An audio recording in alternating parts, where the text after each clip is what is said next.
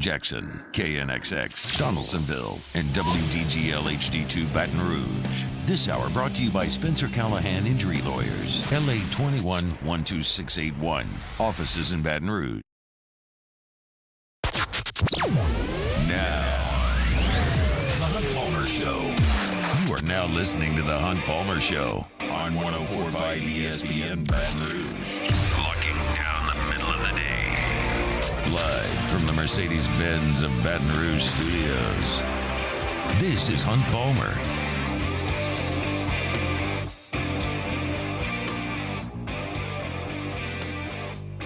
Welcome in. Hunt Palmer coming to you from the Mercedes-Benz of Baton Rouge studio downtown in the capital city on this Tuesday.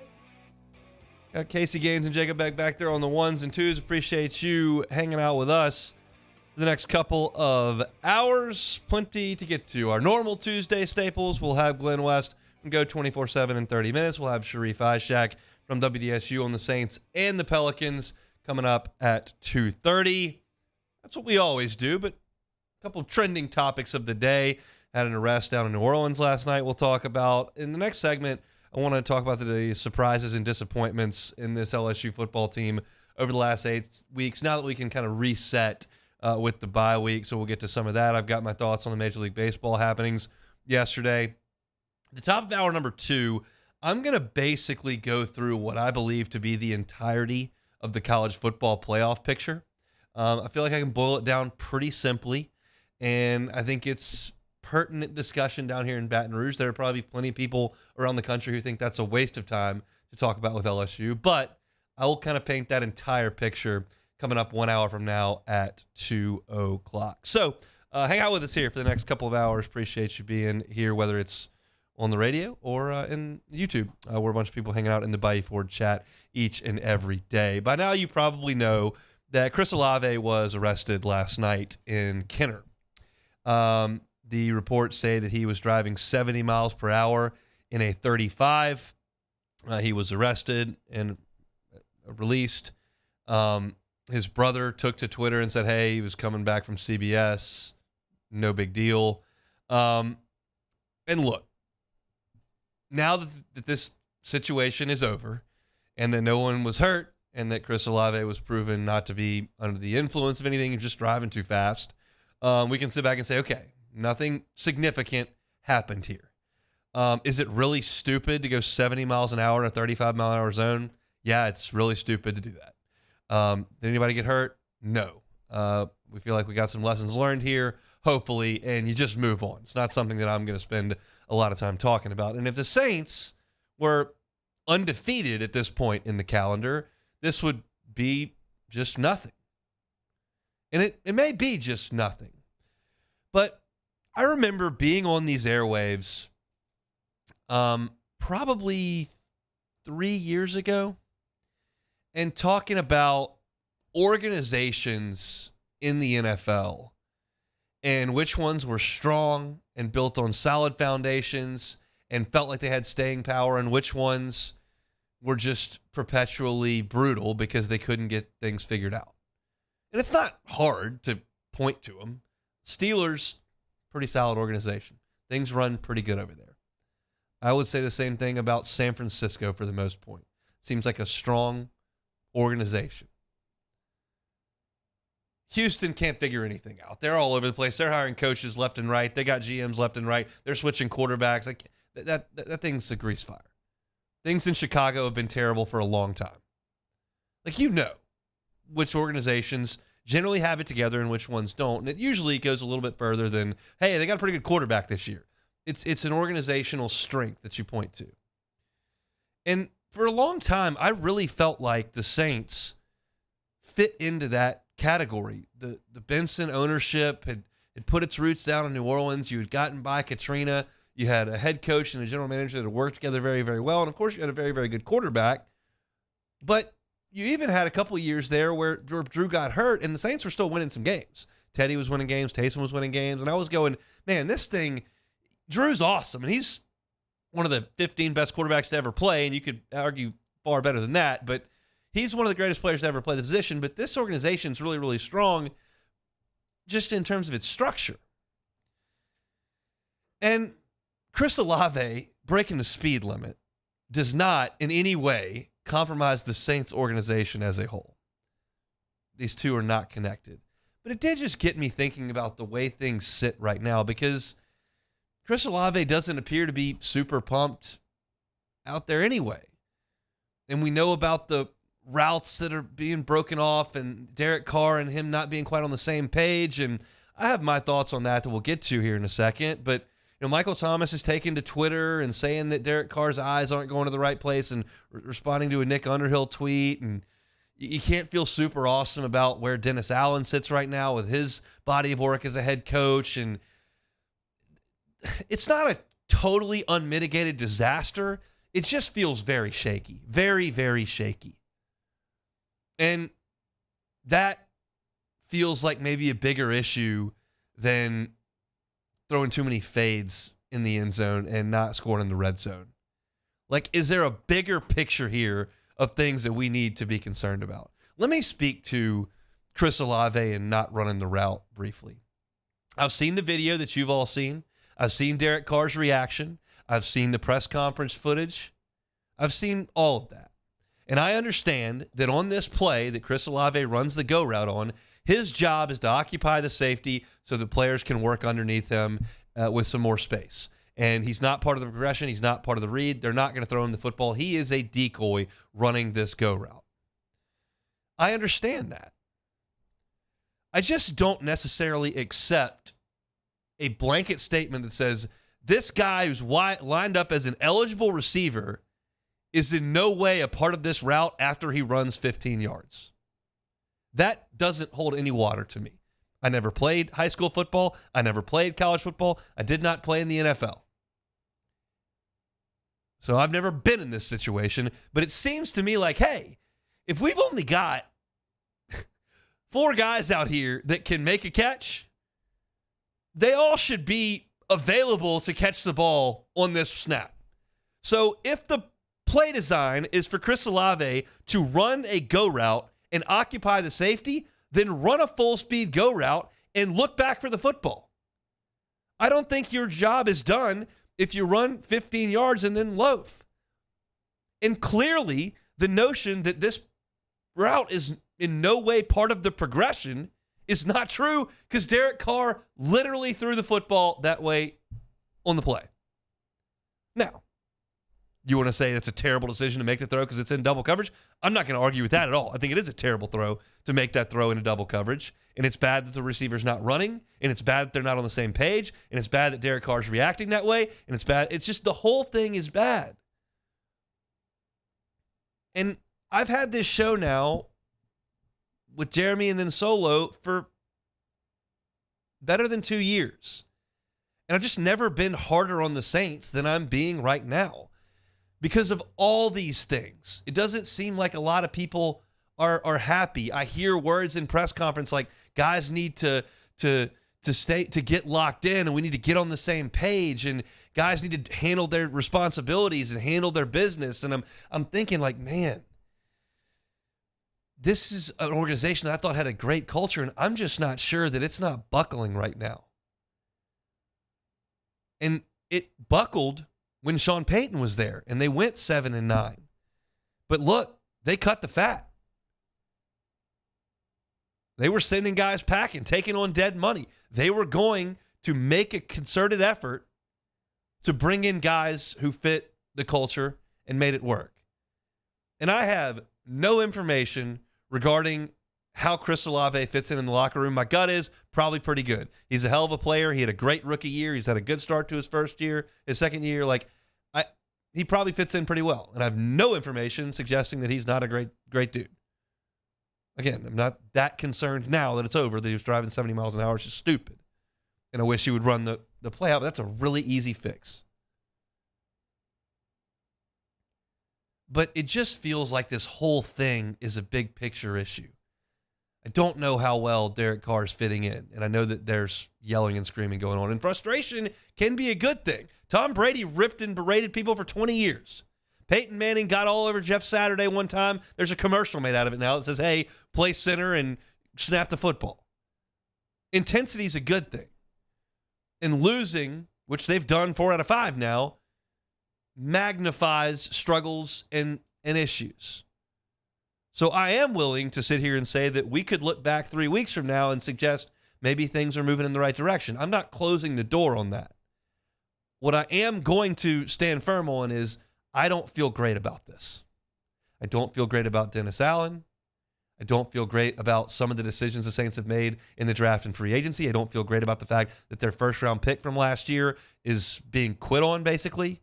I don't feel good about the yelling matches on the sideline. I don't feel good about the wins and losses. I don't feel good about the offensive line and some of the aging contracts on defense. The whole thing, to me, as I look at this, doesn't look great.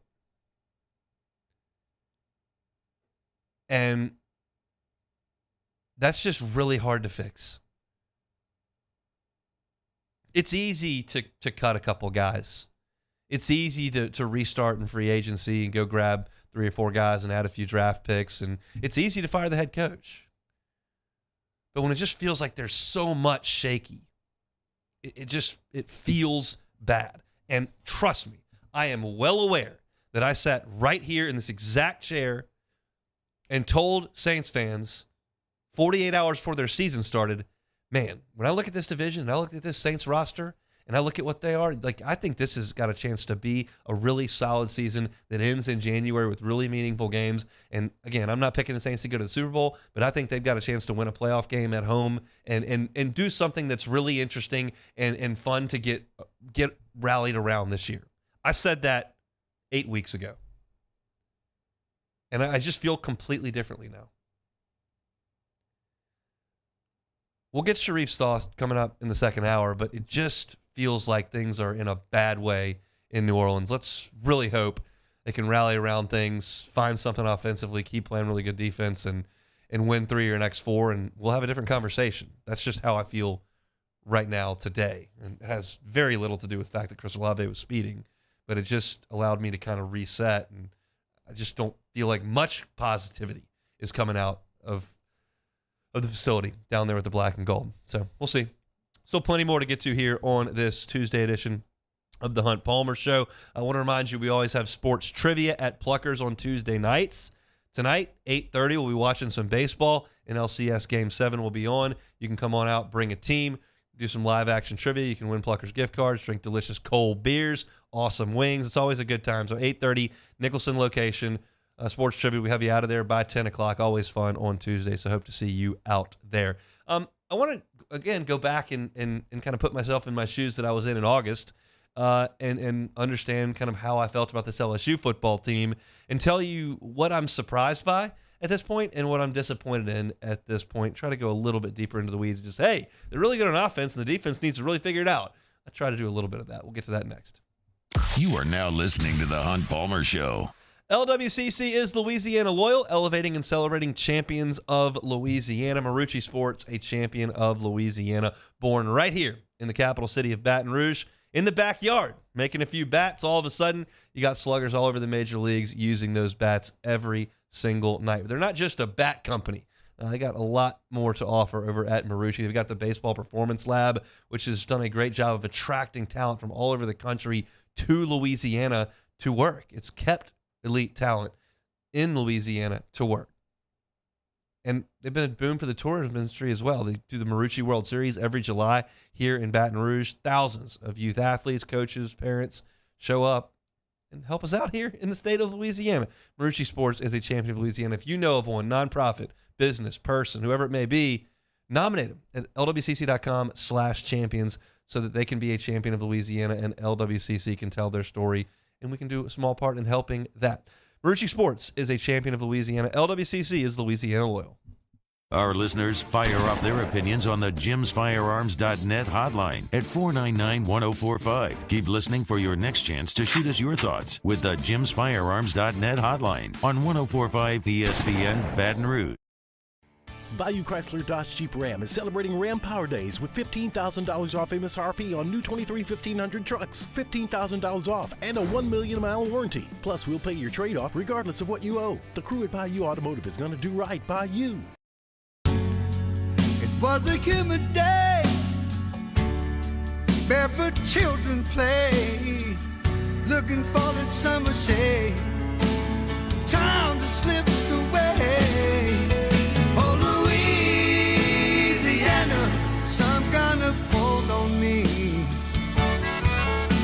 like cypress stumps. Your roots are planted deep inside of me.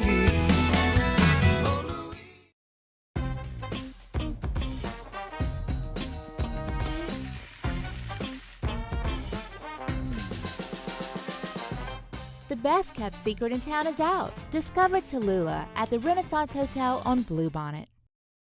Gulf Coast Bank and Trust is giving our customers the power to bank anywhere, anytime during this challenging event. And we're right there with you. Our mobile banking app is a smart way to manage your money and time. Gulf Coast Bank and Trust, the bank that cares about you. Running Boards Marketing can help you get their attention. Imagine your brand's message on a giant LED billboard truck that can't be skipped and is nearly impossible to ignore. Running Boards Marketing is the leader in effective and affordable advertising on digital mobile billboards, which are 2 times more effective than traditional billboards. With a 97% recall rate, you'll leave a lasting impression with your customers.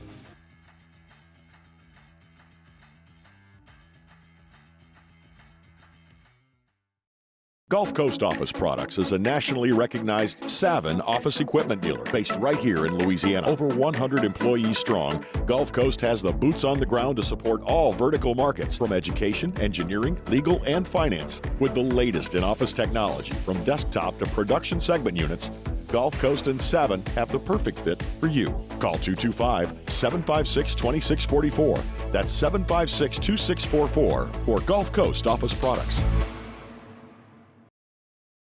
Scooncha, fall in the air. Fall is right around the corner, which means fall fishing is, which means it's time for you to take your boat to the next level with front-to-back boat service in a bunch of different ways. You want a custom stair job, you can have a ton of fun out there on the water. They can do that. What about a spot lock trolling motor? So you stay right where you need to in casting lines. Or sonar that's let you see the fish under the water before you cast. All of your maintenance needs as well. For 38 years, they've been at it and will continue to do so. The Sherman family of front-to-back boat service. I've been doing business with Luba for 25 years. They're dependable, trustworthy. It's just the attention to... Matt Moscona inviting him to join us for Tuesday's AFR, powered by Sunshine, your hometown John Deere dealer in Louisiana. Sean Salisbury joins us. We'll talk some quarterback play. Lee Feinswag talking beer. We'll look forward to seeing you Tuesday 3 to 6, 104.5 ESPN Baton Rouge.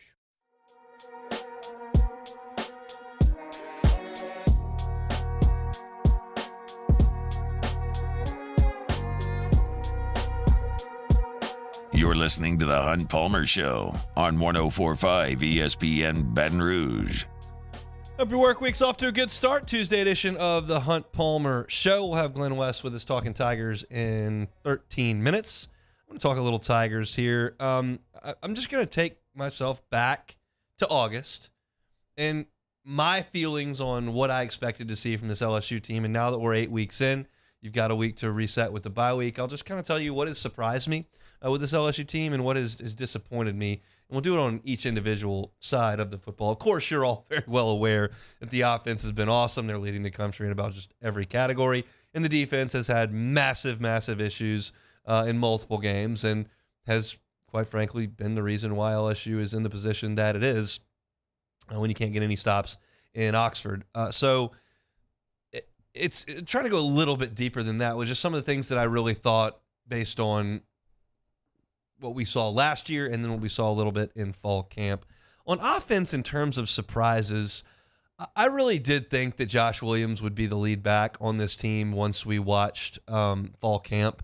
When Logan Diggs transferred and I watched his tape on YouTube, watched some of the highlights, I was like, oh, he's probably the best back on the team. But then we got out to camp and Diggs missed a little bit of time, and I was realizing, Josh Williams, super senior, a guy that the staff really likes, a guy that they know they can trust. I know he's going to play a lot. I think he's probably going to be the starting running back, and they'll give Diggs some carries, and Emery, if he's around, will get some carries, and certainly Noah Cain late in some games, and maybe they ease Caleb Jackson in time.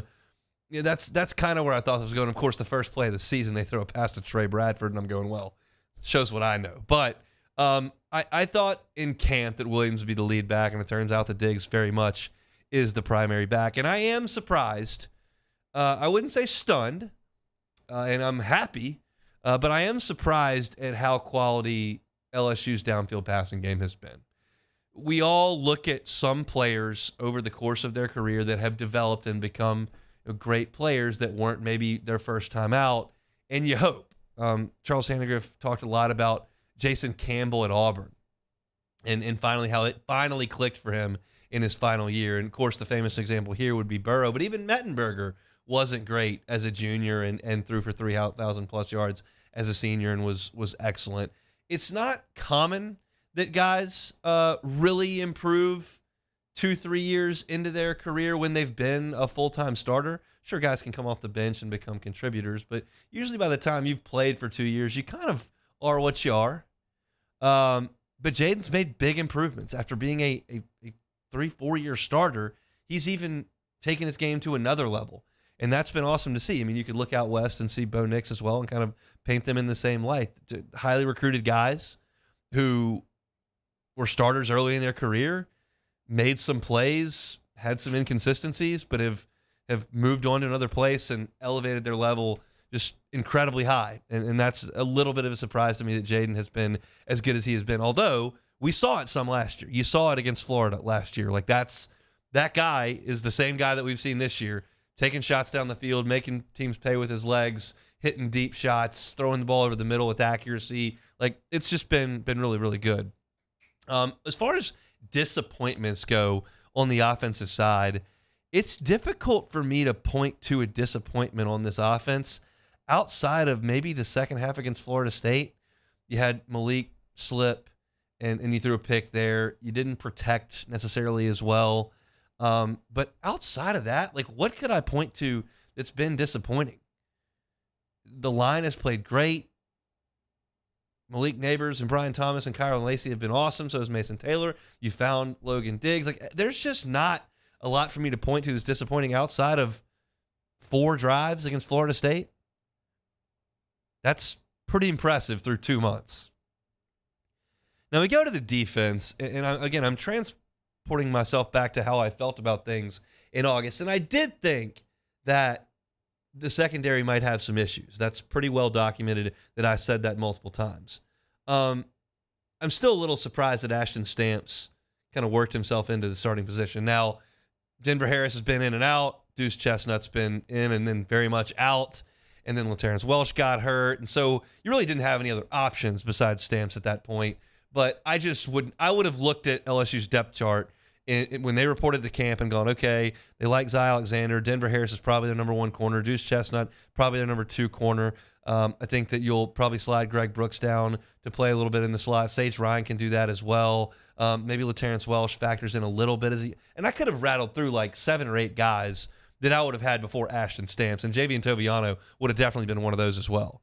But you look up now, and Stamps is probably a starter, and you hope that he's ready to roll in Tuscaloosa because they are low on numbers there. That's probably the biggest surprise to me. As far as disappointment, there's a lot there, but some that I was more wrong on than others.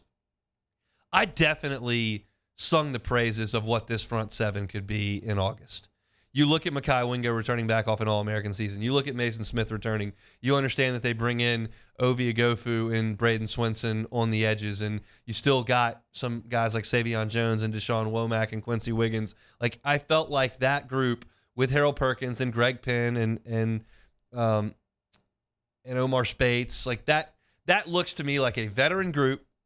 Wingo's old, Smith's old, Agofu's old, Swinson's old, Jones is old, Penn's old, Spates is old. Like that group has enough skins on the wall and enough talent to be pretty stout against the run and maybe rushing the passer. I was still hesitant about rushing the passer, but I thought that they would really do a good job against the run. And you look up 8 weeks in, and LSU's defense is 12th in the SEC in rushing defense.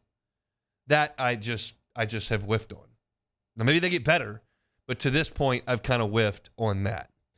And in that vein, at the front 7, because I really am not shocked, especially when you consider suspensions and injuries, that they're not playing well in the secondary. But Savion Jones through 8 games has 1 sack. That's a little disappointing. Like, that's a guy who I pointed to in August and said, you've had a great run of pass rushers. It's Arden Key to Caleb Von Chason to B.J. Ojolari. That's like your kind of the last 6-7 years, that's who's been your dudes. And Savion Jones is the homegrown version of that. He's entering his third season. He's gained some weight. Like, this is his chance to kind of break onto the scene now that Ojulari and Gay have moved on. Sacks don't tell the entire story. You can certainly have an effect on a game without notching a sack. But for him to just have one through 8 games is, you just were thinking there'd be more of that. I certainly thought there'd be more of that. And then, as you point to the exact same direction, Quincy Wiggins has only played in 3 games. I'm not aware of any injuries. He has 1 tackle on the year. We played 2 months. I understand that when they brought him in, he was incredibly raw, and may still be. Hadn't played a lot of football, but the body is exactly what you look for on the edge. And you'd go out to fall camp, and you would see him, and he looks like a funnel. I mean, he's got these broad shoulders, big, tall, and then his waist size is like 28.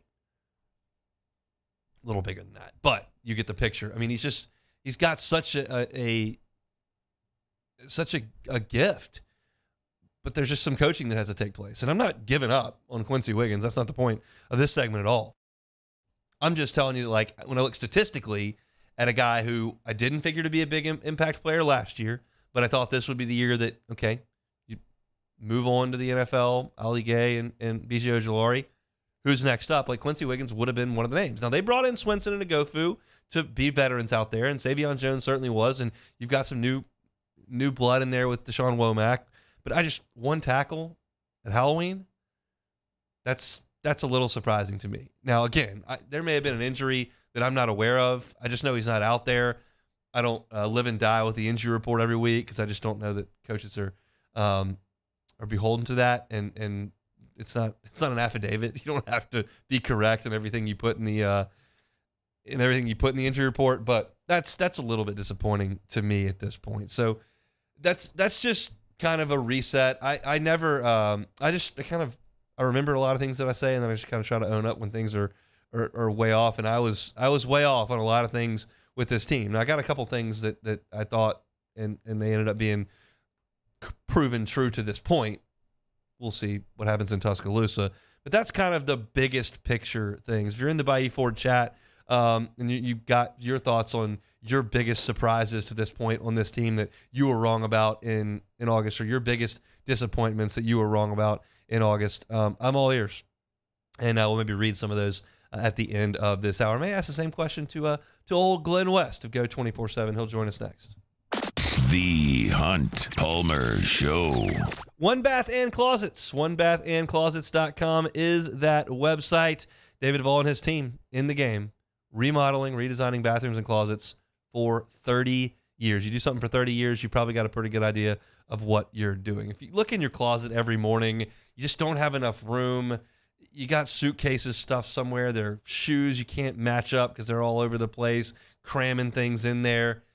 Let's use that space a little bit more efficiently. Let David Duvall and his team come in with a customized solution for your closet. One, it's going to be super functional for you. You're going to be able to organize things. It's going to be tailored to your wardrobe and what you've got.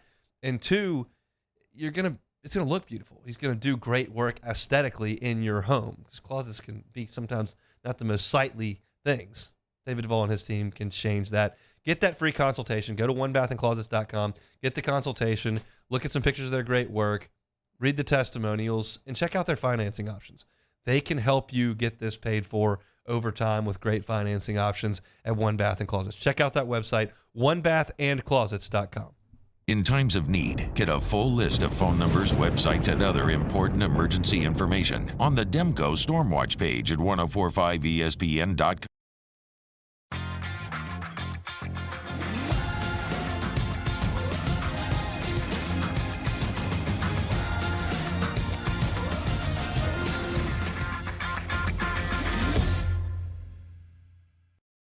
BRAC teamed up to reimagine your parks, and you imagined big.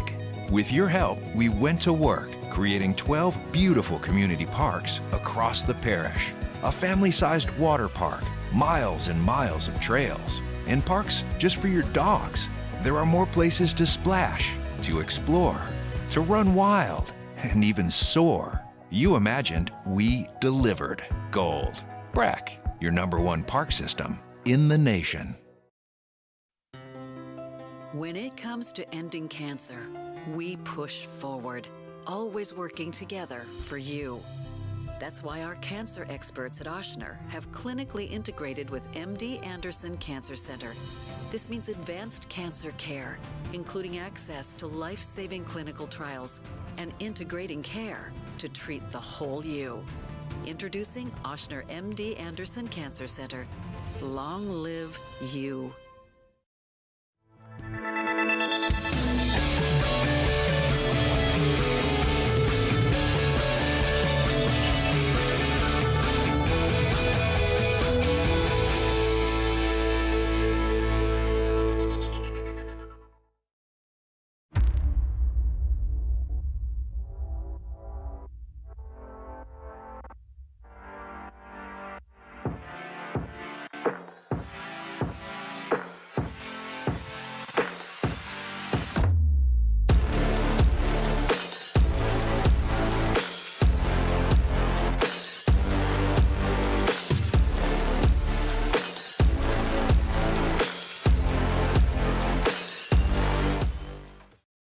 Dylan Cruz here to tell you about Six Rings Baseball and Softball Camp. If you live on the North Shore and play ball, go to Six Rings Camps with former LSU assistant coach Dan Canaveri. His knowledge is second to none, and your child will improve and have fun doing it. Camps were held at Coquille Park and Six Rings Academy in Covington with 4 sessions over the summer. Full day and morning only sessions are available from ages 7 to 13. Go to sixringsbaseball.com or call 985-206-9096. Learn the game to love the game.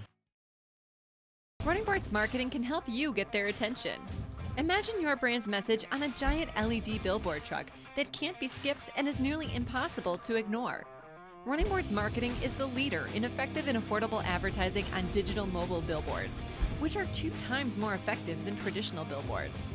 With a 97% recall rate, you'll leave a lasting impression with your customers.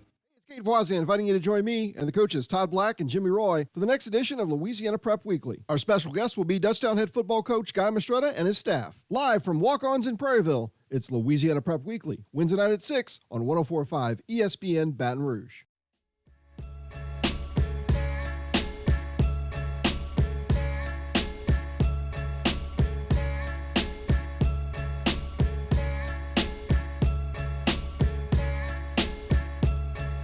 This is the Hunt Palmer Show on 104.5 ESPN Baton Rouge. Out to the Jim's Firearms Hotline we go. Glenn West, senior writer at Go 24/7, joins us every Tuesday, does so now. Glenn, how are you, sir? Doing well, Hunt. Hope you're finding some good things to talk about during this bye week. I really haven't talked about much good the last 30 minutes, so let's change that. What has been, in your opinion, the most surprising thing about these first 8 games for LSU from a positive perspective? What is something that you didn't realize in August and now you look back and go, oh, that's good? I mean, look, I'll state the obvious here. I mean, I think everybody was hoping to see some improvement from Jaden Daniels in the downfield passing game. I didn't expect it to be this dramatic, though. I was hoping he would take some more shots. I was hoping he would convert on some more downfield plays.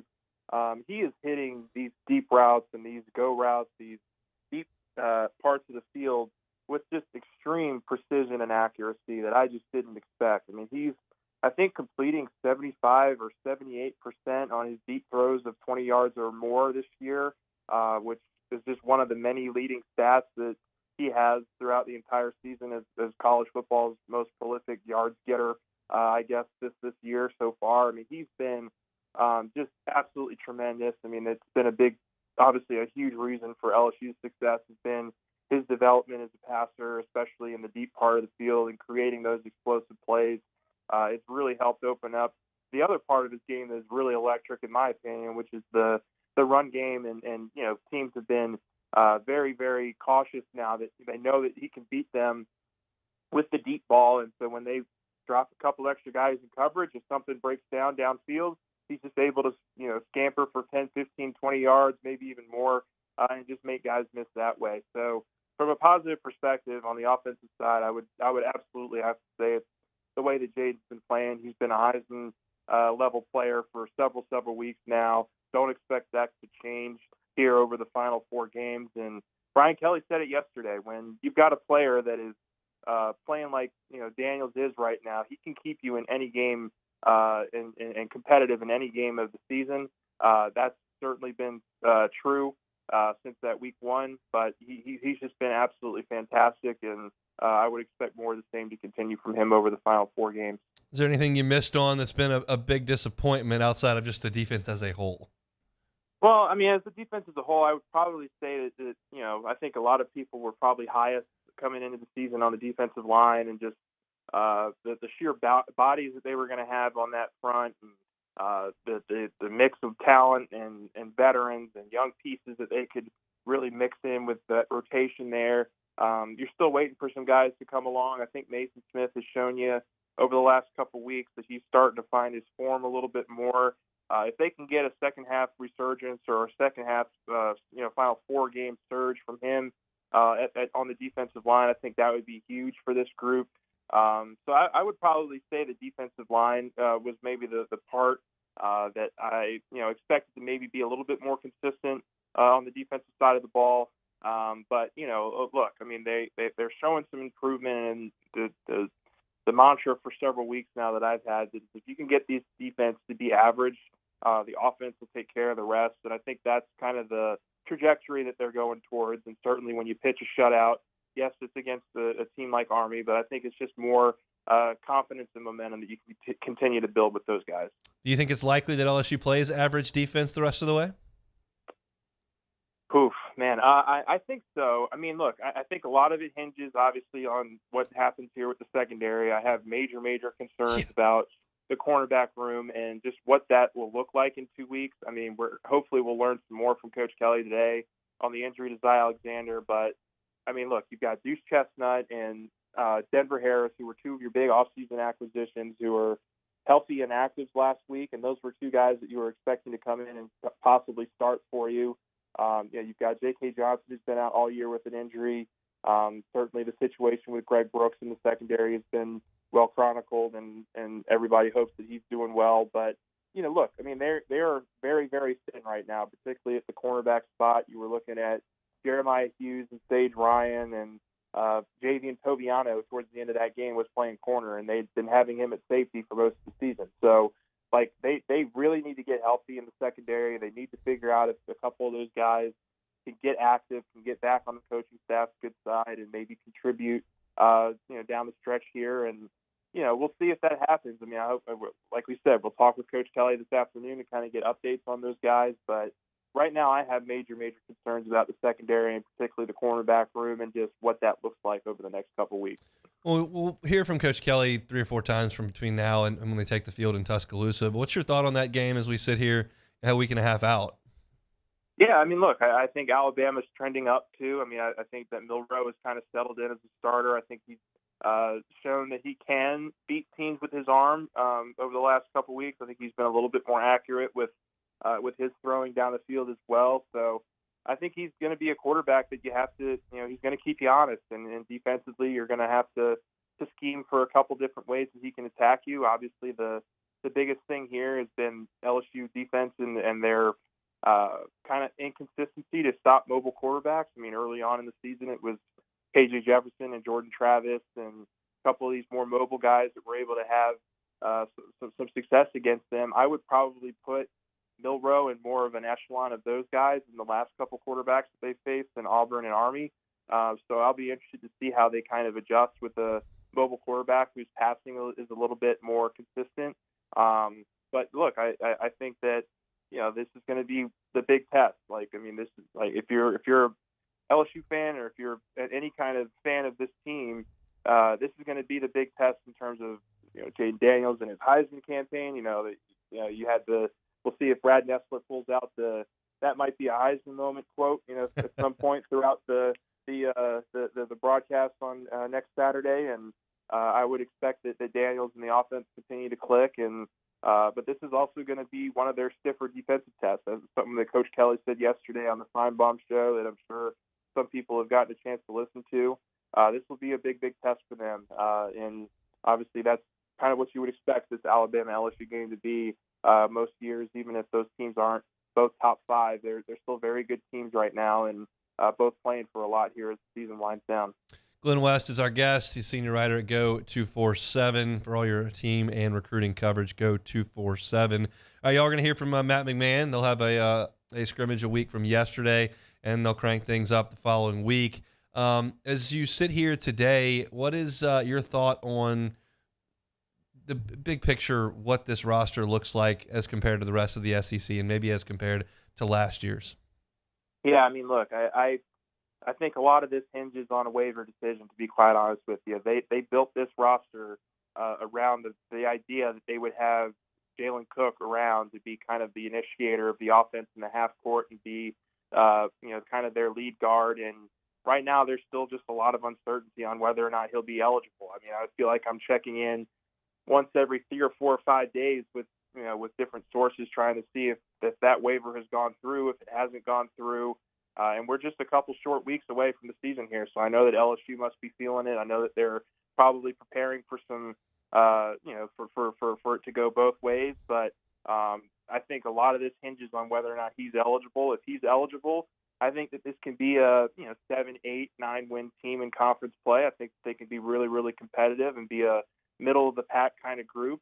If he's not eligible and you don't have that true point guard out there to kind of run things and get everybody in the right sets, I think you could see maybe not a season like last year, but something similar. I mean, I don't know what the floor is for this team without Jalen Cook. So you got to hope that some of the transfers they brought in can hit at a more consistent level. I think you got to hope that Trey Hannibal and a couple of these guards are really ready to take on that role if Cook is deemed ineligible. And I think that there's still a lot up in the air right now about this basketball roster and kind of their outlook of the season, because so much of it weighs on whether or not Cook can be healthy or Cook can be eligible for this season. If he's not, who do you think the primary point guard is?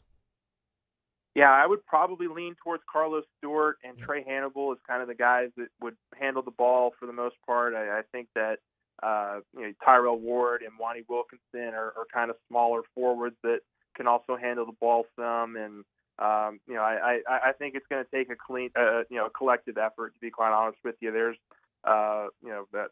really no true point guard on this team outside of Jalen Cook. So I think you're going to have to hope that a lot of these guys can kind of just pick up the slack from a team perspective, which is kind of where they were at last year, if you can remember. I mean, they just did not have much of a true point guard last year, and it felt like it was different guys trying to take that initiative on. They're going to have somebody step up into that role, and I think it would probably be more either Carlos Stewart or Trey Hannibal this year. I know you're a big Pels guy. They're gonna stay healthy and dominate the season.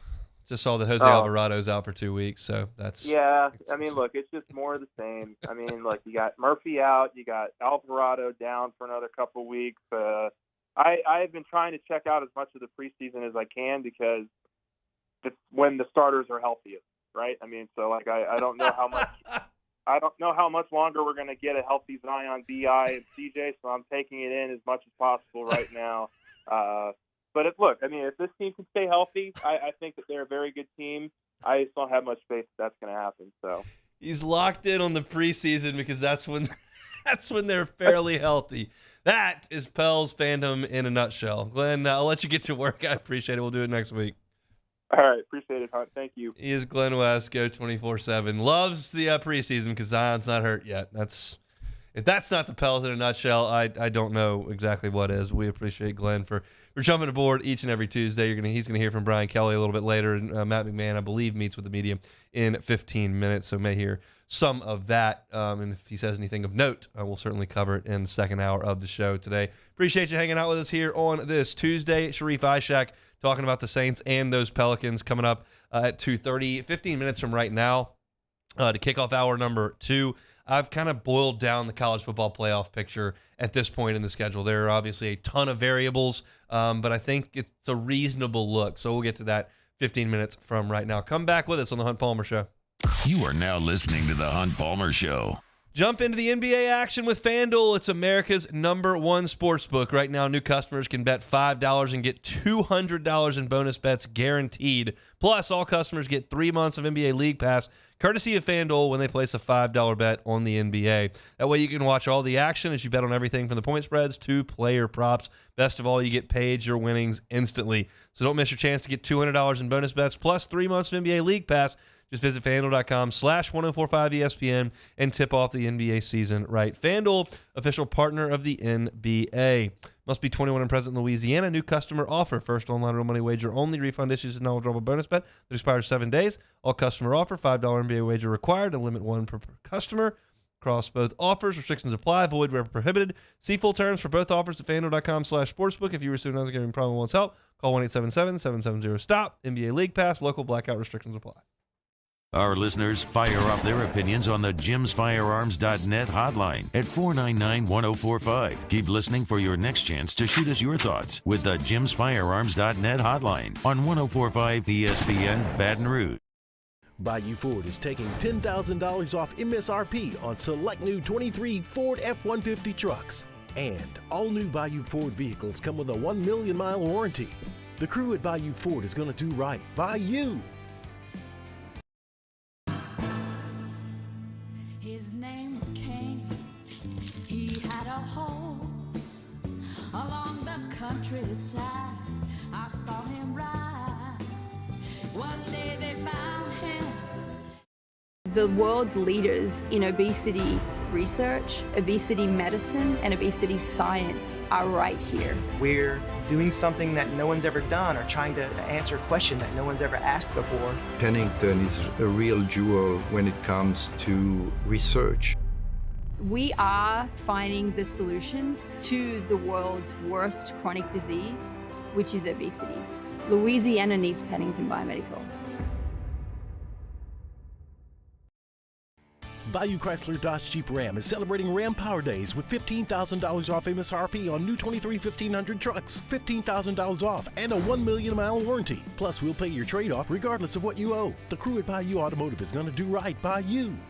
Gulf Coast Office Products is a nationally recognized Savin office equipment dealer based right here in Louisiana. Over 100 employees strong, Gulf Coast has the boots on the ground to support all vertical markets, from education, engineering, legal, and finance. With the latest in office technology, from desktop to production segment units, Gulf Coast and Savin have the perfect fit for you. Call 225-756-2644. That's 756-2644 for Gulf Coast Office Products.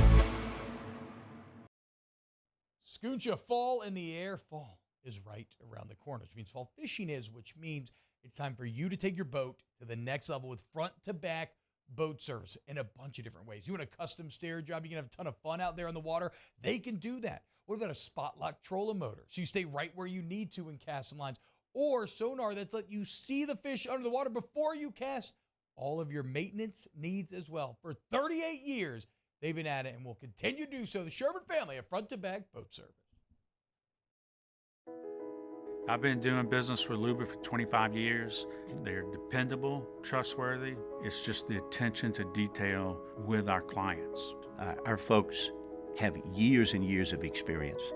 They're highly trained professionals, but many companies have that asset. What I'd like to think makes Luba a bit different is that we use those talents in a way that truly is dedicated to serving the needs of the folks who depend on us.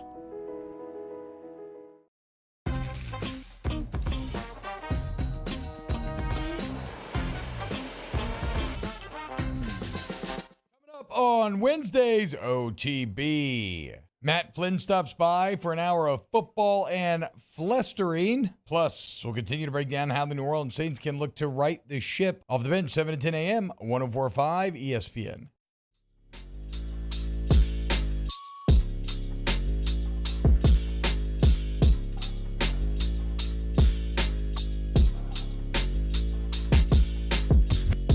You're listening to The Hunt Palmer Show on 104.5 ESPN Baton Rouge.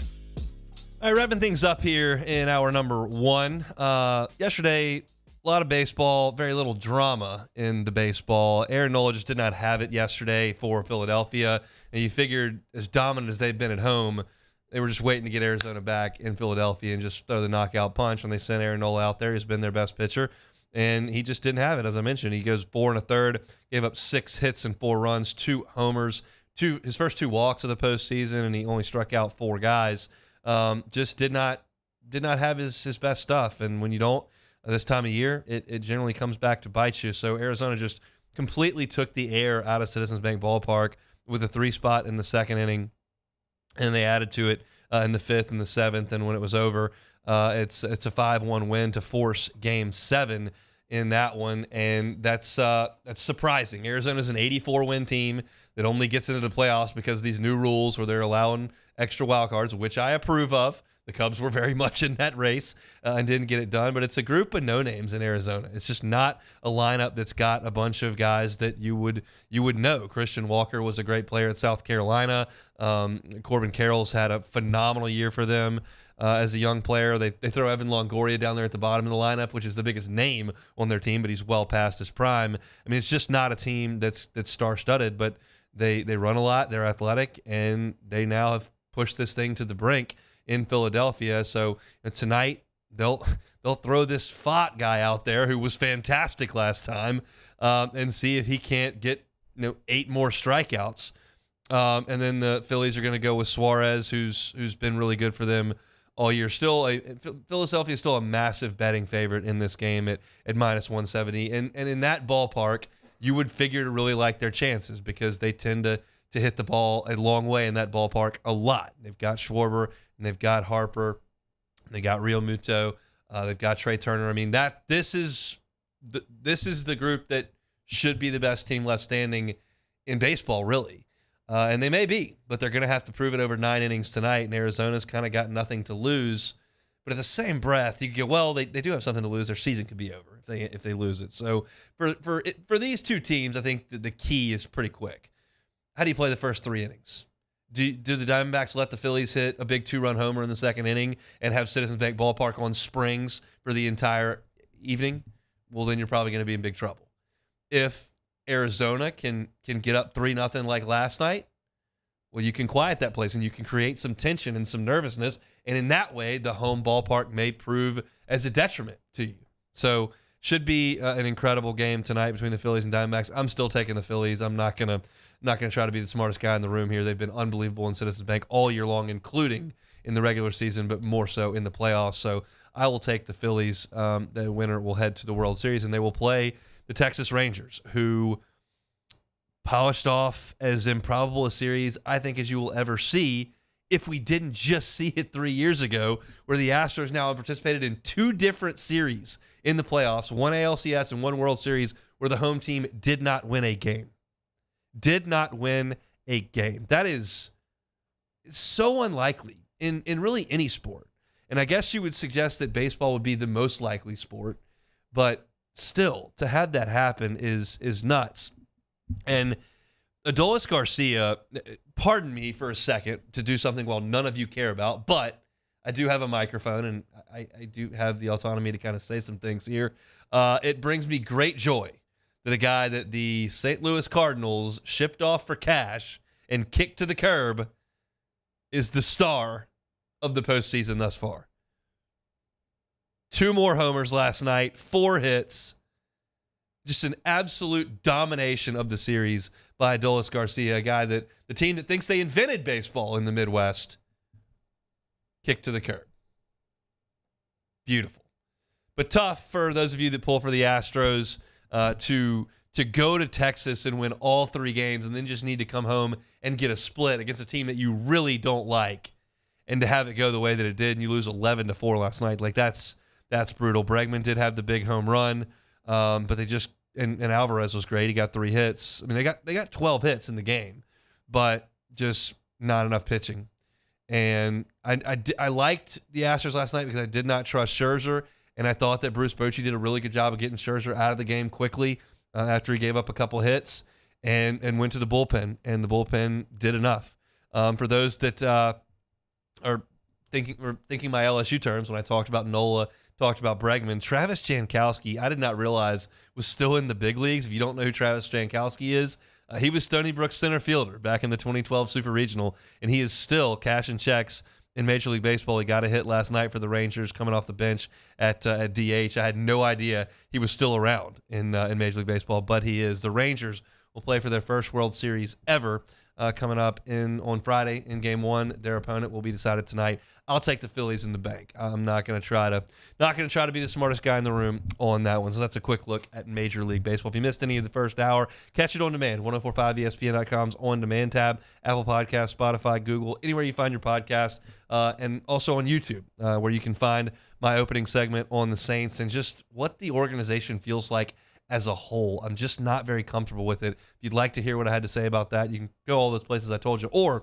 you can just go to Hunt on Saints, the YouTube channel, which has got all your Saints content. We appreciate if you do that. Talk some LSU football, surprises and disappointments. And then we got with Glenn West at 1:30, as we do every single Tuesday. We come back after SportsCenter. My thoughts on the college football playoff picture as we sit here on the 24th of October. We'll also chat with Sharie Aack on the Saints and Pels. Come back with us on this Tuesday. It is the Hunt Palmer Show.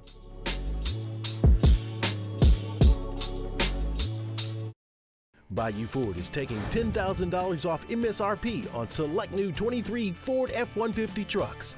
And all new Bayou Ford vehicles come with a 1 million mile warranty. The crew at Bayou Ford is going to do right by you. Life in Louisiana is like a run-on sentence. A poem that doesn't rhyme. Life is here, now. For life's moments, big and small, always there.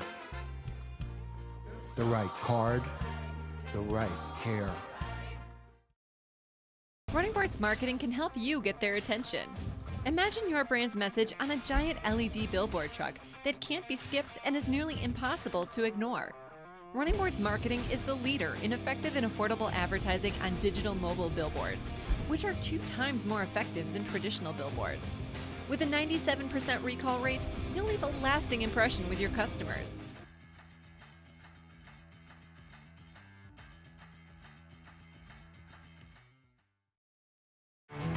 There it is, the extra mile, on the border of expected and extraordinary, for those willing to go further, like vans customized for work or play, with safety and tech to keep you connected, supported by a 5-star sales, service, and finance team, and backed by the 1-star you know.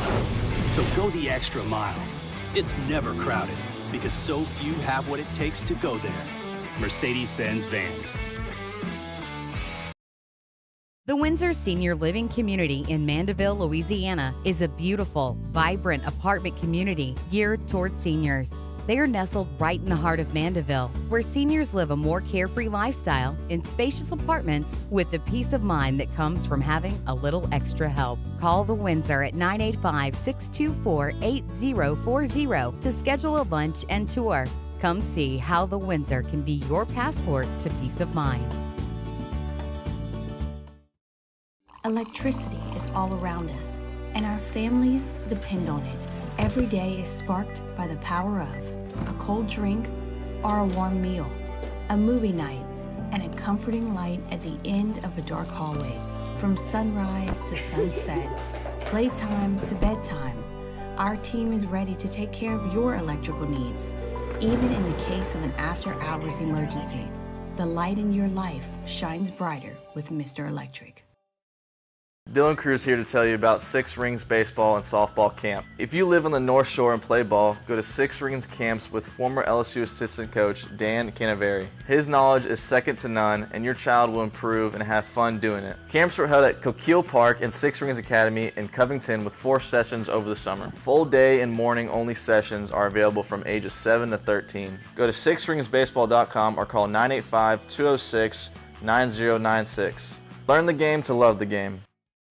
Gulf Coast Office Products is a nationally recognized Savin office equipment dealer based right here in Louisiana. Over 100 employees strong, Gulf Coast has the boots on the ground to support all vertical markets, from education, engineering, legal, and finance. With the latest in office technology, from desktop to production segment units, Gulf Coast and Savin have the perfect fit for you. Call 225-756-2644. That's 756-2644 for Gulf Coast Office Products. At Relief Windows, we're more than windows. We're windows, doors, party plank, and vinyl siding. But our number one product is always customer satisfaction. Visit us online at reliefwindows.com. Oh, by the way, we do shutters too.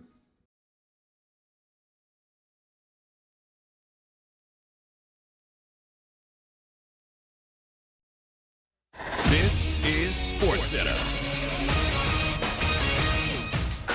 I'm Christine Lisi. Breaking news: Bob Melvin's leaving the Padres to become the manager of the NL West rival Giants. Few things better than a Game 7 in sports, and for the second consecutive night, Major League Baseball has a Game 7. NLCS Diamondbacks Phillies, 7:30 Eastern, ESPN Radio. Brandon Pfaadt and Ranger Suarez. NBA opening night, Nuggets begin their title defense against the Lakers tonight, 7 Eastern, ESPN Radio. Denver, third best odds to repeat as champs per Caesars.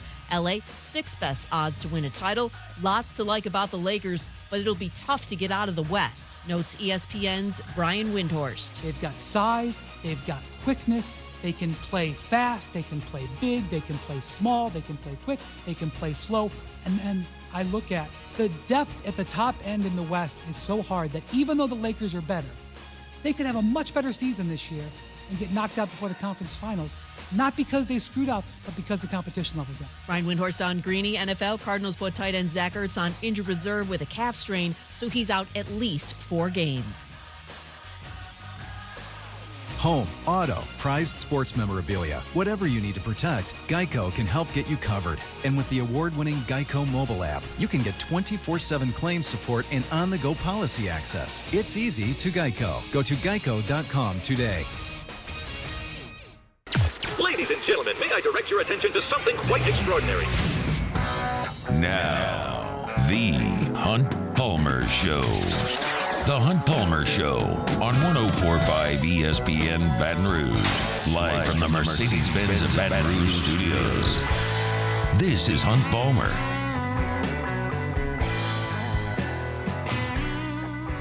All right, out in the open field here, hour number 2 of the Hunt Palmer Show on this Tuesday. Thanks for starting your work week with us. Appreciate you hanging out. Sharie Aack in 30 minutes talking Saints and Pelicans. I want to start this hour looking at the college football playoff picture as it sits here on October 24th. I know we got a lot more football to play, And there's always chaos and there are always crazy things that happen. And more often than not, we're ending up with the same, 6 or 7 teams. That's kind of how it's gone. TCU stuck their head in. Cincinnati stuck their head in. Michigan State, Washington. But there's been a lot of Georgia, Alabama, Clemson, Ohio State, Michigan. That's kind of been where things have centered. And Oklahoma's certainly been in there a good note, too. So that's what we default to. But I just wanted to see, at this point, who's left and where does LSU fit into this situation, if they do at all? And really, this was all triggered by me reading a Pac-12 story that called USC out of the college football playoff mix. And they might be with their second loss and how the conference championship thing works over there and the fact that they've got a couple, maybe. They've only got 1 loss in league. So I just wanted to take a look at it. So let's just bear with me. I think it's boiled down pretty simply here. I'm going to go conference by conference and just tell you where I think things stand.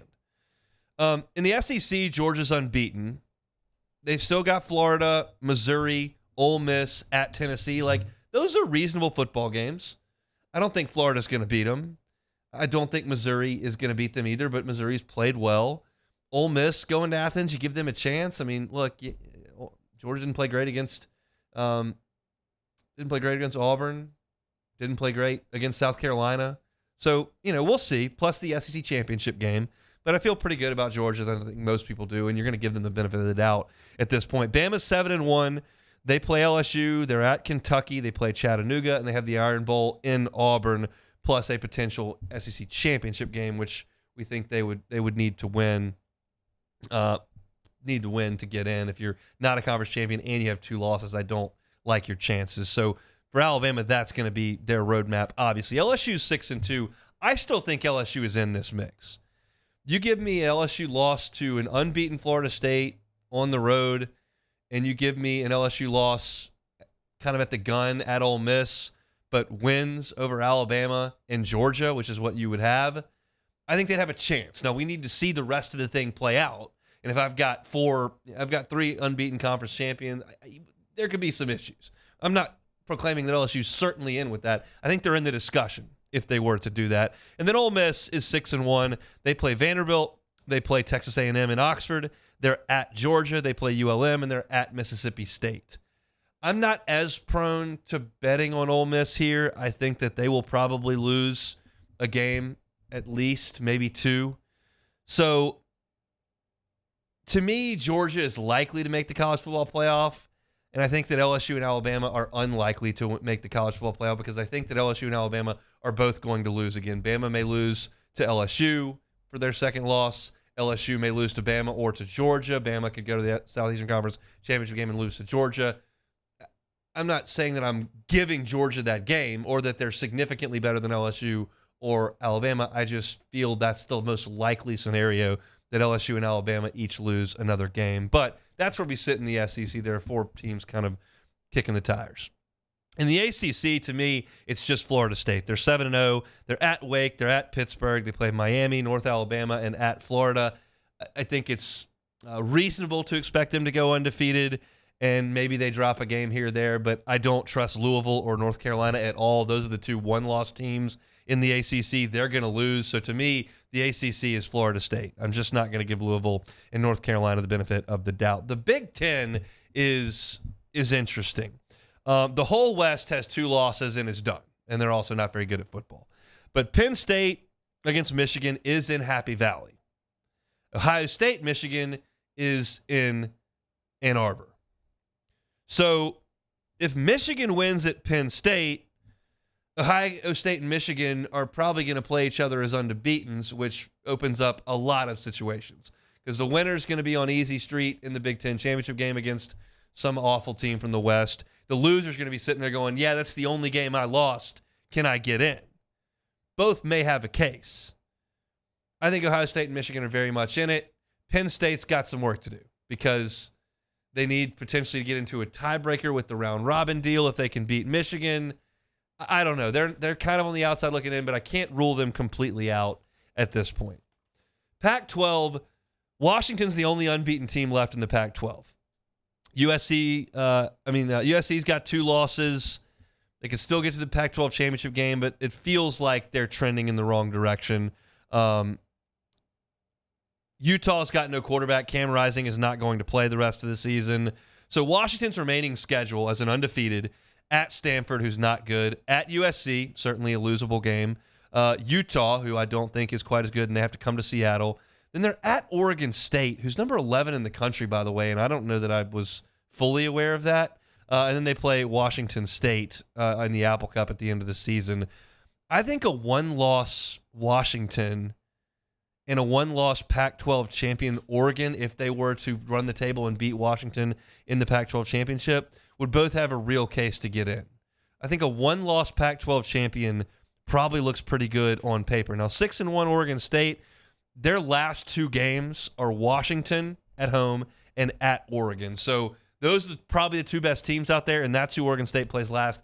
I don't believe Oregon State's got the horses to get home there, so I'm going to say that they're not going to make it, and I'm going to bet against USC as well. So Washington and Oregon, to me, are the 2 Pac-12 teams that are squarely in the mix. In the Big 12, there's only 2 teams alive here. It's 6-1 Texas and 7-0 Oklahoma, and I think the rest of the league stinks. I'm just not sitting here feeling warm and fuzzy about Kansas. I'm just not. I'm not sitting here feeling warm and fuzzy about Iowa State or Oklahoma State. Those are just not good football teams. So if you look at this, and it's amazing, Oklahoma's got no ranked opponents left on the schedule. They're Kansas, Oklahoma State, West Virginia, BYU, and TCU. Texas has no ranked teams left.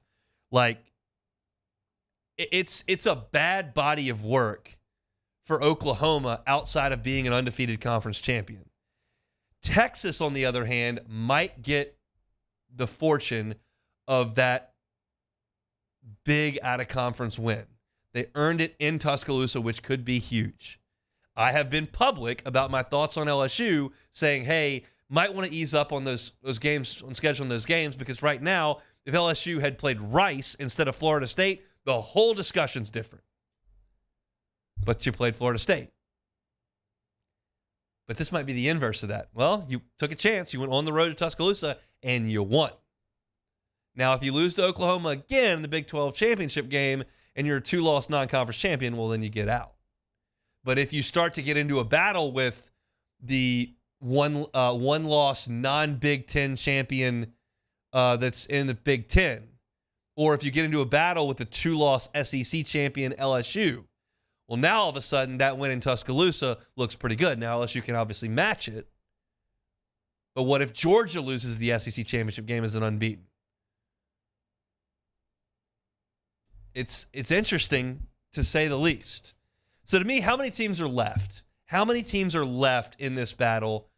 I'm not giving the benefit of the doubt to Oregon State or Louisville or North Carolina. I think these are the teams that are left.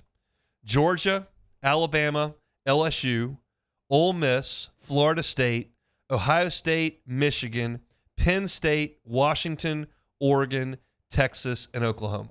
I think that's it. And quite honestly, these are the top dogs in the sport. Clemson's not in this mix, and they're still a top dog, I would suggest. And USC's not on this list, and they're going to have their day under Lincoln Riley, we think, but they haven't been in the last 5-6 years. But I think there's 12 teams left, and I believe that LSU is one of them. I could be proven wrong, because if you get an undefeated Washington and an undefeated Oklahoma, and you get an undefeated Ohio State and a one-loss Michigan, and all those teams show up, and Florida State's undefeated, like LSU's going to be an odd man out with a 2-loss SEC champion, I think. I would love it if I was wrong. I would love it if the committee said, yeah, you went to Tuscaloosa and won, and you beat Georgia and Atlanta. I know you got 2 losses, but we'll let you in. But that day has not come, where teams where they prioritize the wins that you have as opposed to how many losses do you have. That's always been the most important thing. It was the most important thing in the AP poll days. It was the most important thing in the BCS days. And it's been the most important thing in this era of college football, which is the playoff. They prioritize how many games you lost as opposed to what great wins can you show us. We'll see. But I think LSU is in the mix. You're just going to have to do a lot of work. Yes, that starts in Tuscaloosa coming up in 2 weeks. Talk Sharie Aack on the Saints coming up. When we come back, let's talk a little LSU football. It's the Hunt Palmer Show. Hunt Palmer Show. Jersey Mike's delicious. Got those awesome cold subs like the original Italian. It's got the ham, prosciutto, capicola, salami, pepperoni. Fantastic stuff there with the provolone cheese. And I love the cheesesteaks, those warm subs. Order that bacon ranch chicken cheesesteak. They drop the chicken and the bacon right there on the griddle, heat it up, melt the cheese over it. The bread is fresh and fantastic. Gotta love Jersey Mike's. Get on by for lunch, Highway 30 in Gonzales, near the New Heritage Shopping Center, and get some catering orders. You want to feed the office, you've got a conference or you got a lunch and learn, you got something in the office and want to bring lunch in, Jersey Mike's is a great option for that. They can do a box that has 12 wrapped subs in it. They can also do individually boxed lunches that have chips and cookies in them. Fantastic. Get the cookie or brownie platter. And hey, if you go to the location we're telling you about, Highway 30 in Gonzales, 20% off catering orders for listeners of the Hunt Palmer Show. Just tell them that you listen and they will help you out. Download DoorDash, ASAP, all those delivery services where Jersey Mike's works very well with them. And go see our friends at that Highway 30 location in Gonzales. Jersey Mike's, a sub above. In times of need, get a full list of phone numbers, websites, and other important emergency information on the Demco Stormwatch page at 1045ESPN.com. Electricity is all around us, and our families depend on it. Every day is sparked by the power of a cold drink or a warm meal, a movie night, and a comforting light at the end of a dark hallway. From sunrise to sunset, playtime to bedtime, our team is ready to take care of your electrical needs, even in the case of an after-hours emergency. The light in your life shines brighter with Mr. Electric. Running Boards Marketing can help you get their attention. Imagine your brand's message on a giant LED billboard truck that can't be skipped and is nearly impossible to ignore. Running Boards Marketing is the leader in effective and affordable advertising on digital mobile billboards, which are 2 times more effective than traditional billboards.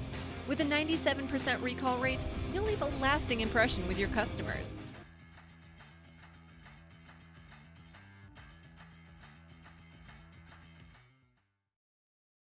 Scooncha, fall in the air. Fall is right around the corner, which means fall fishing is, which means it's time for you to take your boat to the next level with front-to-back boat service in a bunch of different ways. You want a custom stair job, you can have a ton of fun out there on the water, they can do that. What about a spot lock trolling motor? So you stay right where you need to in casting lines.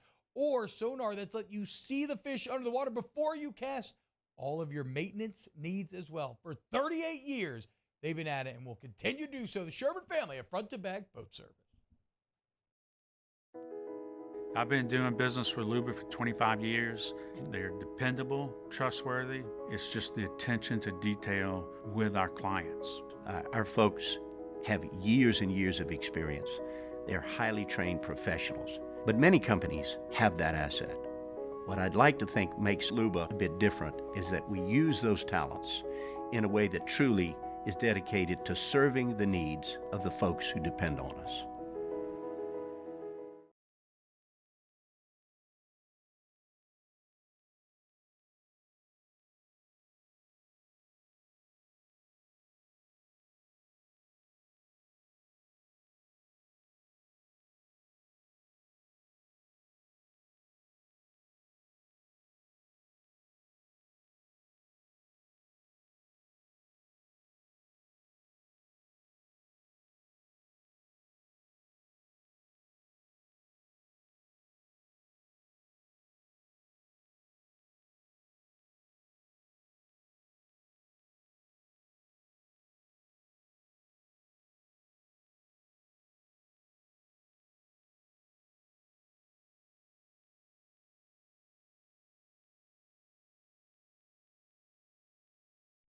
Kate Voisin inviting you to join me and the coaches Todd Black and Jimmy Roy for the next edition of Louisiana Prep Weekly. Our special guest will be Dutchtown head football coach Guy Mastretta and his staff. Live from Walk-Ons in Prairieville, it's Louisiana Prep Weekly, Wednesday night at 6 on 104.5 ESPN Baton Rouge.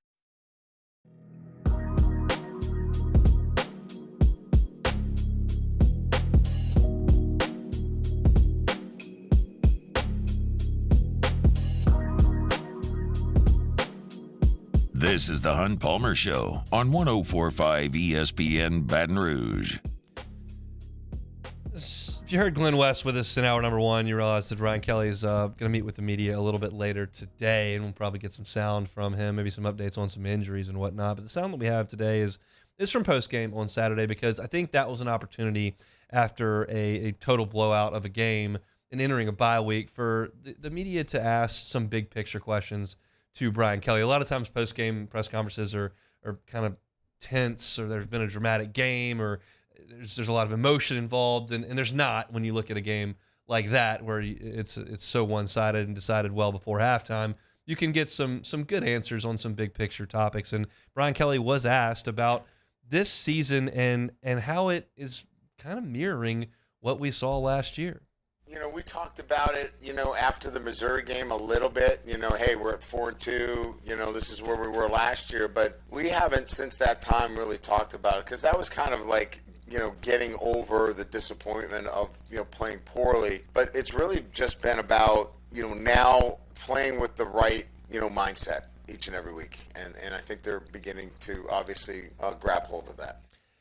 That's a little surprising, and I guess you're looking to draw on something when things are going poorly, and certainly in Oxford they went very poorly for the defense. So as you're going to preparing to play Missouri, you're giving them, hey, we're right where we were last year. We're okay. We accomplished a lot of goals last year. We beat Alabama last year. We got to the SEC championship game. Like, there's still a lot on the table. When you're playing well, it's just kind of about building on what you're doing. So it makes a lot of sense. I'm always fascinated though by the messaging that coaches give to players, because I realize that I've got a 17-year age difference on the freshmen on this team, and I also do this for a living, and I'm very aware of all the things that are going on, and you'd be shocked. I'm telling you, shocked at how little the college players know about what goes on in the world that you consume in terms of college football. I mean, I always point to this story when I was covering the team day to day for BBI. Sam Montgomery, when he was a senior in high school, had no idea who Steve Spurrier was. Just no idea. Just none. And he was the head coach at South Carolina, and Sam played in the state of South Carolina. So I'm not saying every player's like that, but they focus on a lot smaller things than what you're focusing on. That segment I just did, talking about Cam Rising's injury at Utah and how that affects the race out west, and all, most of LSU's players have no idea what any of that is.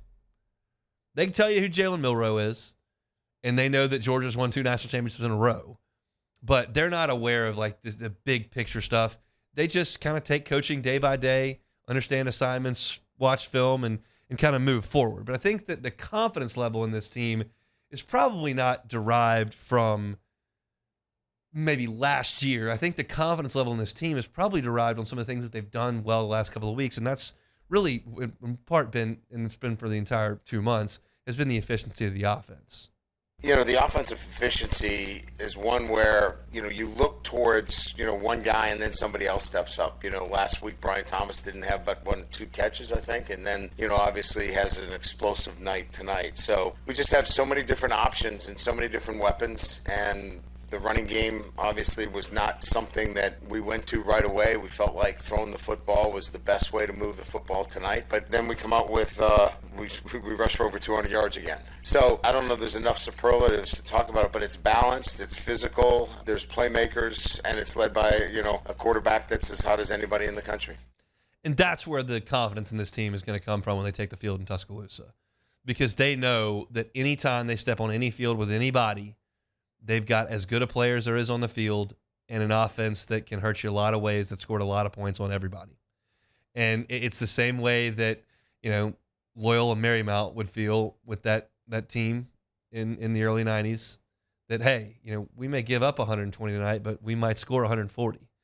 It's the same way that, a loaded offensive lineup would show up in baseball that's got a bunch of guys with 50 homers in Major League Baseball. Like, yeah, our pitching might not be the best, and our shortstop might kick a couple ground balls. Like, we're not perfect, but we're going to hit some over the fence. We're going to hit a couple 3-run homers.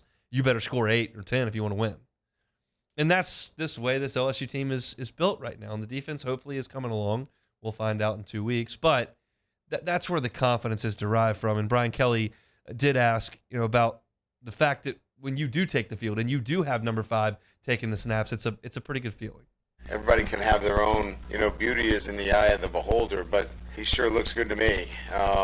And so when your quarterback is playing at that kind of level, he gives you a chance to win every game. He's got a great supporting cast, there's no doubt about it, but the quarterback drives, college football, the NFL, high school, wherever it is, the quarterback's the driver. And right now he's playing at an elite level.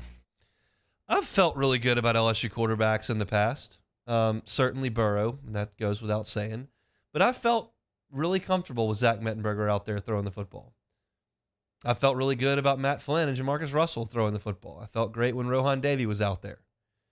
You start getting back to Herb Tyler, and I was real young. So I just knew the team in the gold helmets needed to win.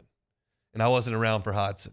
So I felt pretty good. But I think this is probably the second best I've ever felt. Burrow was 1, and this is probably 2. The end of that 2000 season with Rohan was 01 when they went to the Sugar Bowl. 2000. The end of that year was pretty good. I mean, you had Josh Reed running all over the place out there. They couldn't cover him, and the vertical nature of that passing game was incredible. I do have this very distinct memory. Prior to Burrow getting to LSU, so I don't know when it was, if it was 17, 16, I don't know when it was. But I found the video of the Sugar Bowl for LSU in Illinois on YouTube, and I watched the highlights of it.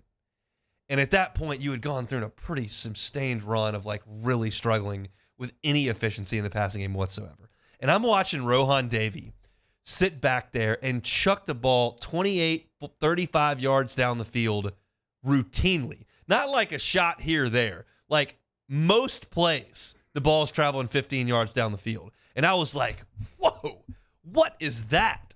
And I remember being in 6th grade and feeling really good about LSU's offense and thinking that they were really good. But I can't say that my 35-year-old brain and my 6th grade brain are on the same length. I can go back to 2019 and tell you that this feels about that good, and I can go back to 2013 with relative ease and tell you that it didn't feel this good in 2013. But the confidence level that I just have as an LSU fan in what the quarterback's going to do when LSU goes out there is second to only Burrow, and it's close. I'm being honest. I'm not even being hyperbolic. And I realize that Burrow shattered every record: 60 touchdowns, 6 picks. Jefferson, Chase, Marshall, Moss, Clyde. We know. But it is close. It's close to that good. And, carving up Auburn is nice, and carving up Ole Miss and Missouri is nice, and carving up Mississippi State is nice. You really make me... If LSU can go to Tuscaloosa and hang 35, 40 points up, I will go into the Florida and A&M games feeling really good. Because at that point, I'll be like, you know what? There really isn't anybody who's... If Alabama in Tuscaloosa can't put up a fight, at that point, really nobody can. And that's what we learned about the 19 team. We thought that, and they were scoring points on everybody, except the 24 on Auburn. But after they left the field in Tuscaloosa, you just kind of knew, well, you know what? I don't really care about A&M. I don't care about Georgia and Atlanta. Feed me Ohio State. Feed me Clemson. Oklahoma, whoever. We're going to score 50. Whatever. That's how you felt when they left the field in Tuscaloosa. And if they do that again this year, that's how I'll feel. If they score 20, I'll go, well, you didn't really light it up against Florida State. And you didn't really light it up against Alabama. Yeah, both those teams might make the playoffs, but is Missouri and Ole Miss any good? Is Mississippi State any good? There's still a little bit of doubt. You can kick that right in the teeth in Tuscaloosa if you figure out a way to get it done. But it gives me a lot of confidence. I'm sure the players feel very, very similarly at this point. We'll remind you about the Baton Rouge Zydeco. The Baton Rouge Zydeco take to the ice for the first time when they face off with the Columbus River Dragons this Thursday. Single game tickets start at $10. You can get them online at RaisingCagesRiverCenter.com or through Ticketmaster. Register for a chance to win free Baton Rouge Zydeco tickets from us at 1045ESPN.com. Sharie Aack, hadn't talked to him since the debacle against the Jaguars. Pelicans have more guys hurt. I'm sure things will be real sunshine and roses coming up next. You are now listening to The Hunt Palmer Show. Our listeners fire off their opinions on the jimsfirearms.net hotline at 499-1045. Keep listening for your next chance to shoot us your thoughts with the jimsfirearms.net hotline on 1045 ESPN Baton Rouge. Electricity is all around us, and our families depend on it. Every day is sparked by the power of a cold drink or a warm meal, a movie night, and a comforting light at the end of a dark hallway. From sunrise to sunset, playtime to bedtime, our team is ready to take care of your electrical needs, even in the case of an after-hours emergency. The light in your life shines brighter with Mr. Electric. Dylan Cruz here to tell you about Six Rings Baseball and Softball Camp. If you live on the North Shore and play ball, go to Six Rings Camps with former LSU assistant coach Dan Canaveri. His knowledge is second to none, and your child will improve and have fun doing it. Camps were held at Coquille Park and Six Rings Academy in Covington with 4 sessions over the summer. Full day and morning only sessions are available from ages 7 to 13. Go to sixringsbaseball.com or call 985-206-9096. Learn the game to love the game. The world's leaders in obesity research, obesity medicine, and obesity science are right here. We're doing something that no one's ever done or trying to answer a question that no one's ever asked before. Pennington is a real jewel when it comes to research. We are finding the solutions to the world's worst chronic disease, which is obesity. Louisiana needs Pennington Biomedical. When is a taco more than just a taco? When it's Government Taco. Voted best tacos 3 years in a row by 225 Magazine, Government Taco puts the most delicious spin on tacos the capital area has ever seen. With creative combinations like the Magna Carrot, the Filibuster, or the Steak of the Union. Plus perfect tortilla chips paired with the best salsa and queso you've ever had. And happy hour every day from 3 to 6 p.m. and all day on Thursday. Government Taco, 5621 Government Street. Gulf Coast Bank and Trust is giving our customers the power to bank anywhere, anytime during this challenging event. And we're right there with you. Our mobile banking app is a smart way to manage your money and time. Gulf Coast Bank and Trust, the bank that cares about you. Gulf Coast Office Products is a nationally recognized Savin office equipment dealer based right here in Louisiana. Over 100 employees strong, Gulf Coast has the boots on the ground to support all vertical markets from education, engineering, legal, and finance. With the latest in office technology from desktop to production segment units, Gulf Coast and Savin have the perfect fit for you. Call 225-756-2644. That's 756-2644 for Gulf Coast Office Products. Running Boards Marketing can help you get their attention. Imagine your brand's message on a giant LED billboard truck that can't be skipped and is nearly impossible to ignore. Running Boards Marketing is the leader in effective and affordable advertising on digital mobile billboards, which are 2 times more effective than traditional billboards. With a 97% recall rate, you'll leave a lasting impression with your customers.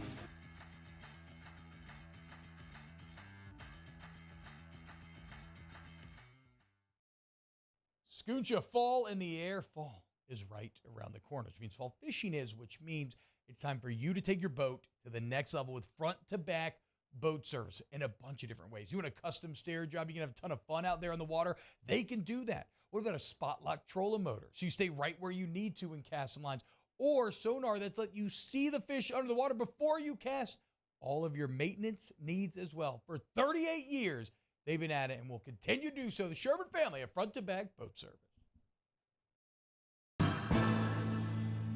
His name was King. He had a home. This Sunday, we bring you a trio of NFL games. We start with the noon kickoff, the Rams at Cowboys. Immediately following that, it's the Bengals and 49ers. And then our night game, the Bears and Chargers. Tune in to catch all those games here on 104.5 ESPN Baton Rouge.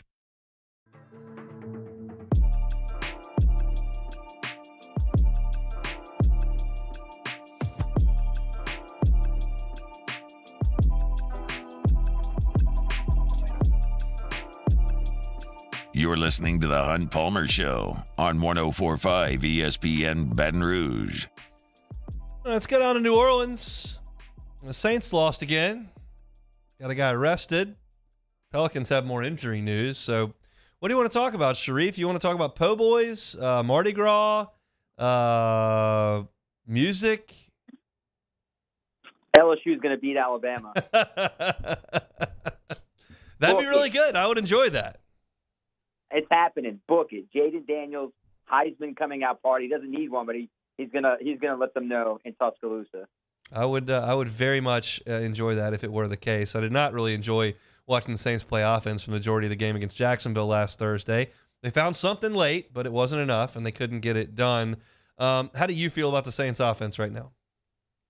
Just like Alvin Kamara when he was asked, do you feel like you guys are getting closer to where you want to be? No. Okay. No. It's not good. Just like, the way he mentioned it is perfect.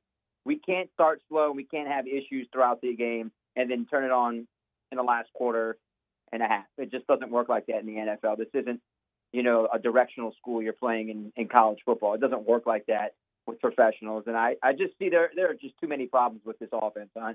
You texted me in the game, and I told you Derek Carr is a problem. And Derek Carr is really a problem. I understand his frustrations with the offense, but I think the frustrations that I see that, might affect the rest of the team, when he runs off the sideline and he's barking and yelling at people and instead of, maybe going through his progressions and not throwing the ball away because he's frustrated, maybe he should go through his progressions instead of getting ready to run off to the sideline and yell at Chris Olave or Alvin Kamara. That wouldn't be an issue if he were to go through his progressions and his reads. Like, I understand maybe they're not running the routes fully or correct, but he's also part of the problem. It isn't just on the receivers and running backs. He has to be the guy that leads them. He is the guy who was paid $150 million. I've said that before in this show. Your quarterback is your leader. It's for any football team. For him, he's got to play much better football. He had a pretty beat-up offensive line. They played well for the entire game, and he still had issues until they got into the up-tempo, no-huddle offense. We understand that the play has not been great. That goes without saying. But is there an issue in the locker room between he and Pete Carmichael, he and Michael Thomas, he and Chris Olave? Is there friction there? Or is that just guys blowing off some steam in a frustrating point of the season? I think guys blowing off, steam after a loss. Eric McCoy said yesterday they're together. There's no issues. Now, they say the right things. Now, is there stuff going on between the walls that we don't know about? Maybe. But at least what they're telling us is everything is fine, when we all know, at least on the field, it's not fine. Dennis even said, look, the growing pains are over with. We're done with the growing pains. It's about time that he said something that was meaningful in his press conferences, because it's bad football. Growing pains are gone. No more of that. So the one thing I agree with Dennis Allen so far this year is he said that yesterday, that they have to move well past those growing pains. Well, they're certainly going through it a little bit here. They've lost 2 games in a row to AFC South teams, lost 4 of their last 5. Where do things start to improve on the offense? Are they getting any healthier on the offensive line? Is it just Carr playing better? Kamara's emergence? Where's the hope? The hope is Derek Carr wakes up and he stops yelling at people, and the rest of the offense gets on the same page. I mean, it's truly, Hunt, it's all about being on the same page and less miscommunication.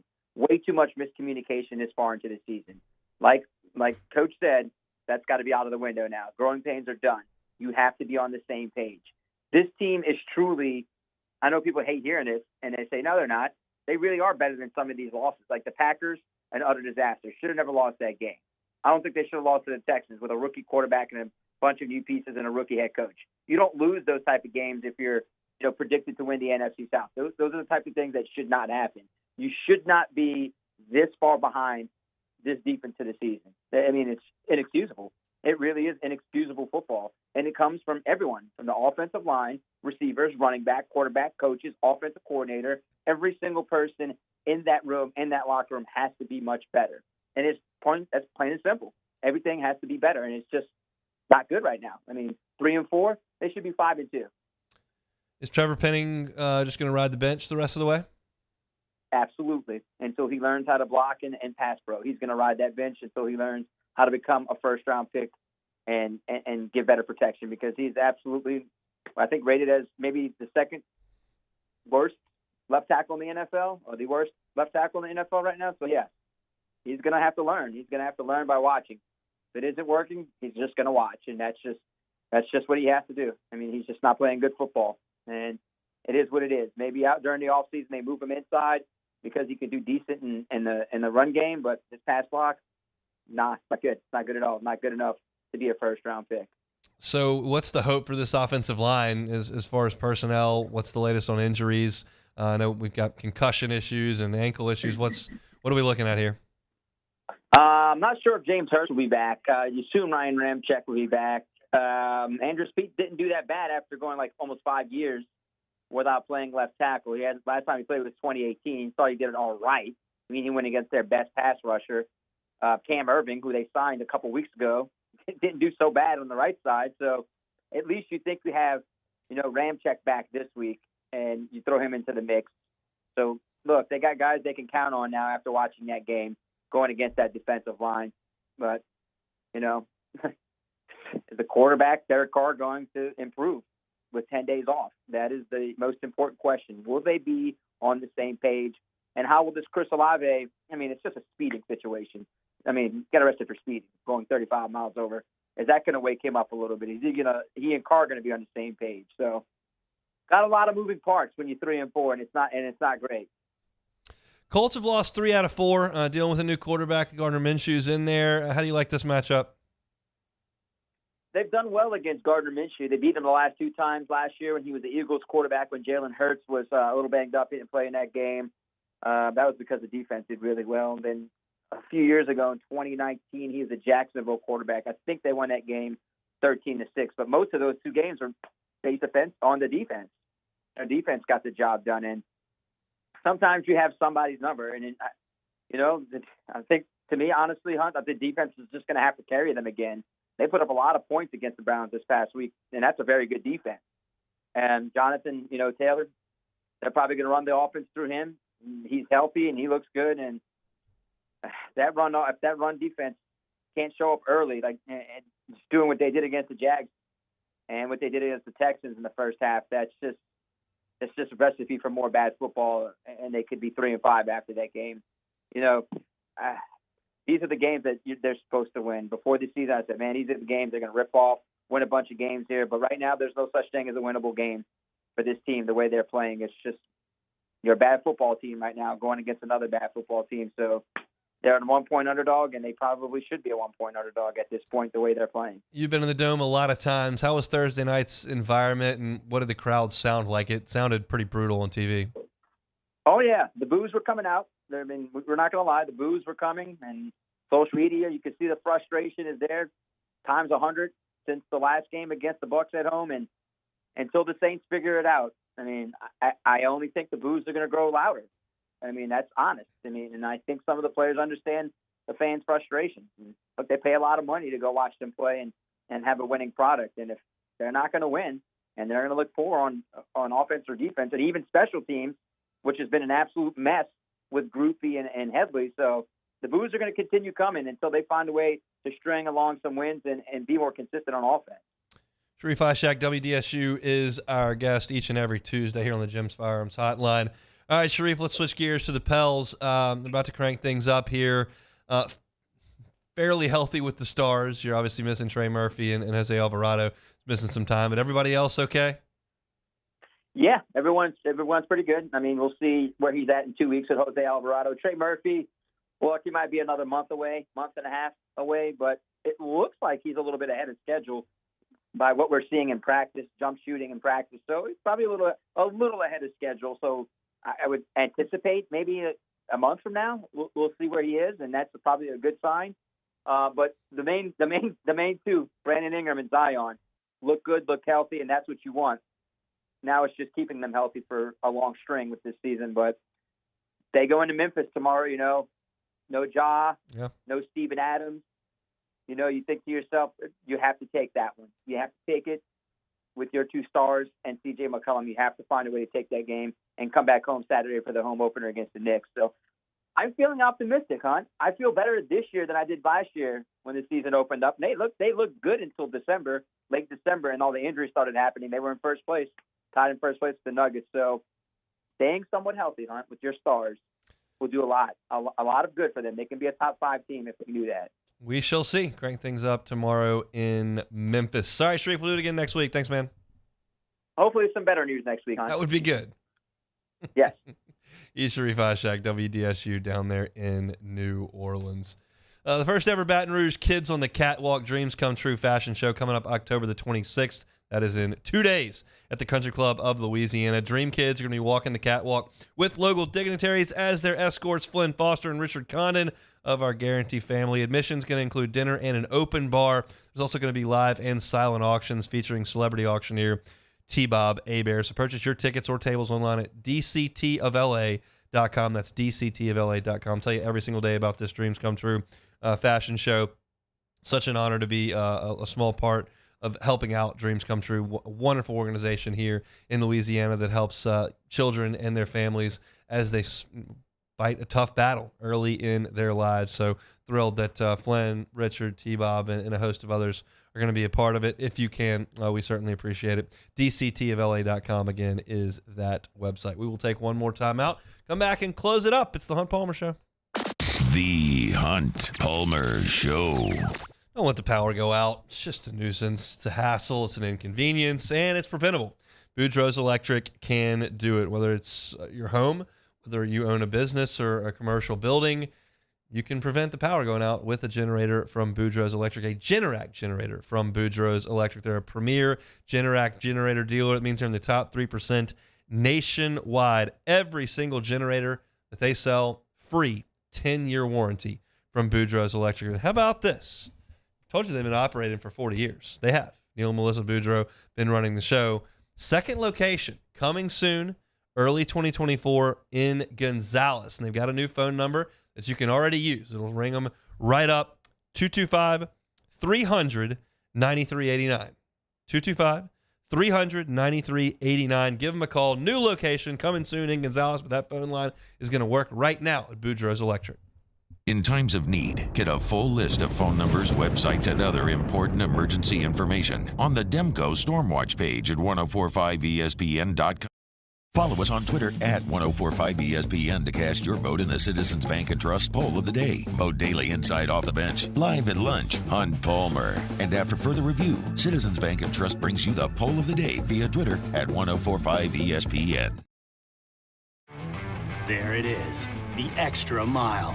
On the border of expected and extraordinary for those willing to go further, like vans customized for work or play, with safety and tech to keep you connected, supported by a 5-star sales, service, and finance team, and backed by the 1-star you know. So go the extra mile. It's never crowded because so few have what it takes to go there. Mercedes-Benz Vans. Gulf Coast Bank and Trust is giving our customers the power to bank anywhere, anytime during this challenging event. And we're right there with you. Our mobile banking app is a smart way to manage your money and time. Gulf Coast Bank and Trust, the bank that cares about you.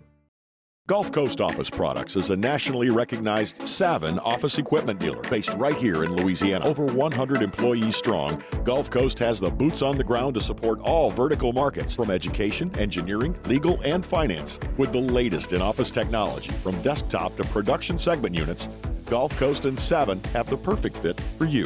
Call 225-756-2644. That's 756-2644 for Gulf Coast Office Products. Scooncha, fall in the air. Fall is right around the corner, which means fall fishing is, which means it's time for you to take your boat to the next level with front-to-back boat service in a bunch of different ways. You want a custom stair job, you can have a ton of fun out there on the water. They can do that. What about a spot lock trolling motor? So you stay right where you need to in casting lines. Or sonar that's let you see the fish under the water before you cast. All of your maintenance needs as well. For 38 years, they've been at it and will continue to do so. The Sherman family of front-to-back boat service.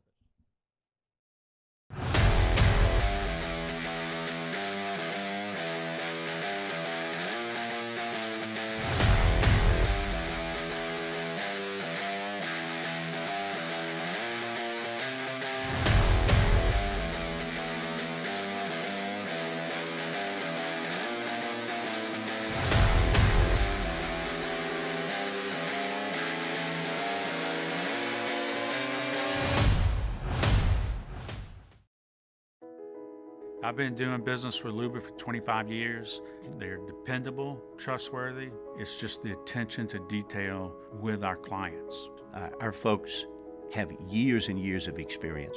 They're highly trained professionals. But many companies have that asset. What I'd like to think makes Luba a bit different is that we use those talents.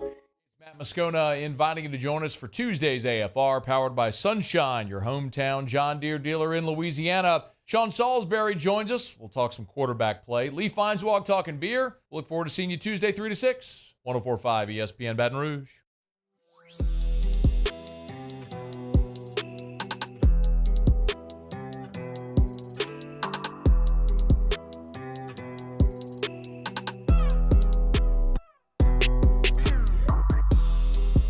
You're listening to the Hunt Palmer Show on 104.5 ESPN Baton Rouge. You know, we've got our Twin Peaks college football pick'em that you can play each and every week on 1045ESPN.com. And I'll just be candid. I'm pulling for some of you and pulling against some others. I'm pulling for those of you that have very simple names because I have to read them the following week. And I love it when folks like Kyle Mack win. Shout out to Kyle Mack. Kyle's our Week 8 winner in the 2023 Twin Peaks college football pick'em contest. He wins a Twin Peaks gift card. Don't forget to make your picks for Week 9 by noon on Thursday. We've had some tough names to pronounce. I'll be quite candid with you over the last few weeks. So shout out Kyle Mack. Way to pick him. All right, take it or leave it. All right, first one here. A pair of Astros fans wore full astronaut costumes to Game 7 last night. Costumes at games. Take it or leave it. Personally, I'm going to leave it. You want to wear an astronaut costume to the Astros game? That's awesome for you. That probably makes going to the bathroom a little difficult, I would think. Yeah. Going to create some logistical things. Also, if you're going to go get some dinner before the game or something, or head to a bar, you're in an Astro costume. So, whatever. If that's what you want to do, I'm all for it. I always worry about the folks that paint their chests and their whole bodies for a noon or a 2:30 kick. What if you want to go grab a drink after the game, or do you're painted and stuff? But I guess you can do that if you want to. Have at it. I'm probably not going to join you in that venture, but to each his own, I suppose. Dusty Baker appears to be done as the manager of the Astros after last night's loss. Baker is a Hall of Fame manager. Take it or leave it. Man, he managed for a long time. He won a lot of baseball games. I personally have a little bit of resentment towards Dusty because it didn't go great at the end with the Cubs. He was the manager of the Cubs for the Steve Bartman game, for those that don't realize that. But he had an unbelievable career in baseball. You're talking about a 74-year-old man who was a very, very good player, a guy that hit 240 home runs and drove in over 1,000 runs, and has managed in some capacity since 1993 with the Giants, Cubs, Reds, Nationals, and Astros. Finally got that World Series championship with the Astros as a coach after winning one as a player.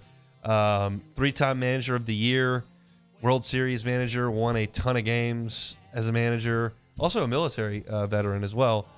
Maybe so, but he didn't get us to the promised land in 2003, and I'm a little bummed about that, quite frankly. I cried after that series was over. Sophomore in high school. It happens. It's very sad. All right, moving on. We had Mark Pryor and Kerry Wood lined up in That's Game okay, 6 and Hunt. 7 at home. They can't hurt against you the anymore. Marlins. They cannot hurt you anymore. It's over. It was a sad state of affairs. Lakers, Nuggets, and Suns, Warriors will open up the NBA regular season tonight. Take it or leave it. Gonna leave that one. Fired up for my guy Mario, who's talking about it this morning. He's fired up to watch. I got Game 7 of the NLCS to watch and dinner to cook, and then I'll be at Pluck. Actually, I take that back. I will watch because it's gonna be You're on. gonna be Pluckers. on Pluckers. I will yep. be at Pluckers, and it will be on. So I won't be able to tell you much about the flow of the game because I'll be calling trivia questions and watching baseball as intently as I can. But I will watch it, so I'll have to take that. That's my bad. The San Francisco Giants are reportedly hiring 3-time Manager of the Year Bob Melvin. Melvin will get the Giants back to the playoffs. Take it or leave it. That's a little bit of a bombshell there as he leaves the Padres and goes in division to go manage the Giants. And I'm thinking about that. I mean, the Padres have spent a ton of money. They've got some really good young players. Now, they weren't very good this year. And the Giants are a great organization that's won a number of World Series recently. Do I want to live in San Francisco or San Diego? I think the answer for me is probably San Diego there. The weather's fantastic all the time. I realize San Francisco is also an awesome city, but the cost of living, I think, is a little elevated there from what I understand. Maybe Bob Melvin doesn't care about that because he probably makes a pretty good salary, but that's a pretty big deal. I will say yes, he'll get them back to the playoffs. I'll take it. He's a good manager, has been a good manager, and the Giants are a good organization. The Dodgers have had a stranglehold on that thing for a long time. The Giants eked one out 2 years ago somehow. But that's an interesting move there inside the division. All right, last one here. After losing 2 straight games, USC head coach Lincoln Riley is reportedly under the weather and will not make his weekly appearance on the Trojans Live radio show. Feeling under the weather. Take it or leave it. I'll probably leave this. I feel like Lincoln's probably working through feeling sick. I think he's probably watching some tape and doing practice stuff. I think he's probably making recruiting calls. I've made my stance on coaches' call-in shows very apparent. I work for the LSU Sports Radio Network. They do a bunch of them each and every year. I think Chris does an awesome job with them. I've hosted them at times. I don't know it's the greatest idea in the world to give fans who are very emotional, especially after losses, an open phone line and open airwaves to head coaches. That can be a little dicey at times, and I don't think it's the greatest idea ever. I just don't know that John from Columbus needs to be having 4 Miller Lights and then call up the head coach and tell him what a terrible job he did in the loss. That's just my personal opinion. But Lincoln Riley should probably do it. He's doing this, in my opinion, because he doesn't want to. I've got a feeling he's probably going to get some work done while he's quote-unquote under the weather. So those are my thoughts on that. I mentioned Pluckers just then. Come on out. Pluckers tonight. We'll have the NLCS on. We'll have hoops on as well. You can win Pluckers gift cards, sports trivia. You can have some delicious cold beers. You can have some fantastic chicken wings. and just have a general great time. We're always at the Pluckers on Nicholson at 8:30. Can't wait to get out there tonight. So bring a team, come individually. Either way, it's always a lot of fun. So I hope to see you out at Pluckers on Nicholson tonight. Open the show today talking about the Saints situation as a whole, as an organization. I thought as of 5-6 years ago, this was one of the solid organizations in the league. It just kind of doesn't have that feel right now. So you can catch that at the top of the show. I went through my surprises and disappointments after 8 weeks of LSU football at 1:15. Glenn West, always with us on Tuesdays. He was with us at 1:30. My thoughts on the Major League Baseball playoffs at 1:45. Went through the college football picture, the playoff picture, and where LSU may or may not fit into that at 2 o'clock. Then some sound from Brian Kelly at 2:15 before we got to Sharie Aack talking Saints and Pelicans at 2:30. If you missed any of that, anything at all that you'd like to hear, 1045ESPN.com's on-demand tab, Apple Podcasts, Spotify, Google, or, of course, on YouTube. You just search The Hunt Palmer Show. It should pop up. We appreciate likes, subscriptions, 5-star ratings, reviews, all that helps us out a ton. And as I tell you every day, our 2 YouTube channels for all your football content, Hunt on LSU and Hunt on Saints. Excited for tomorrow's show. It'll be a What If Wednesday. JD Piquel will be on. We'll have our SEC Power Rankings, and Matt McMahon meeting with the media today to preview LSU's basketball season. We'll get to that as well. Matt Moscona is about to drive you home on After Further Review. I will see you hopefully at Pluckers tonight. If not, tomorrow, same time, same place.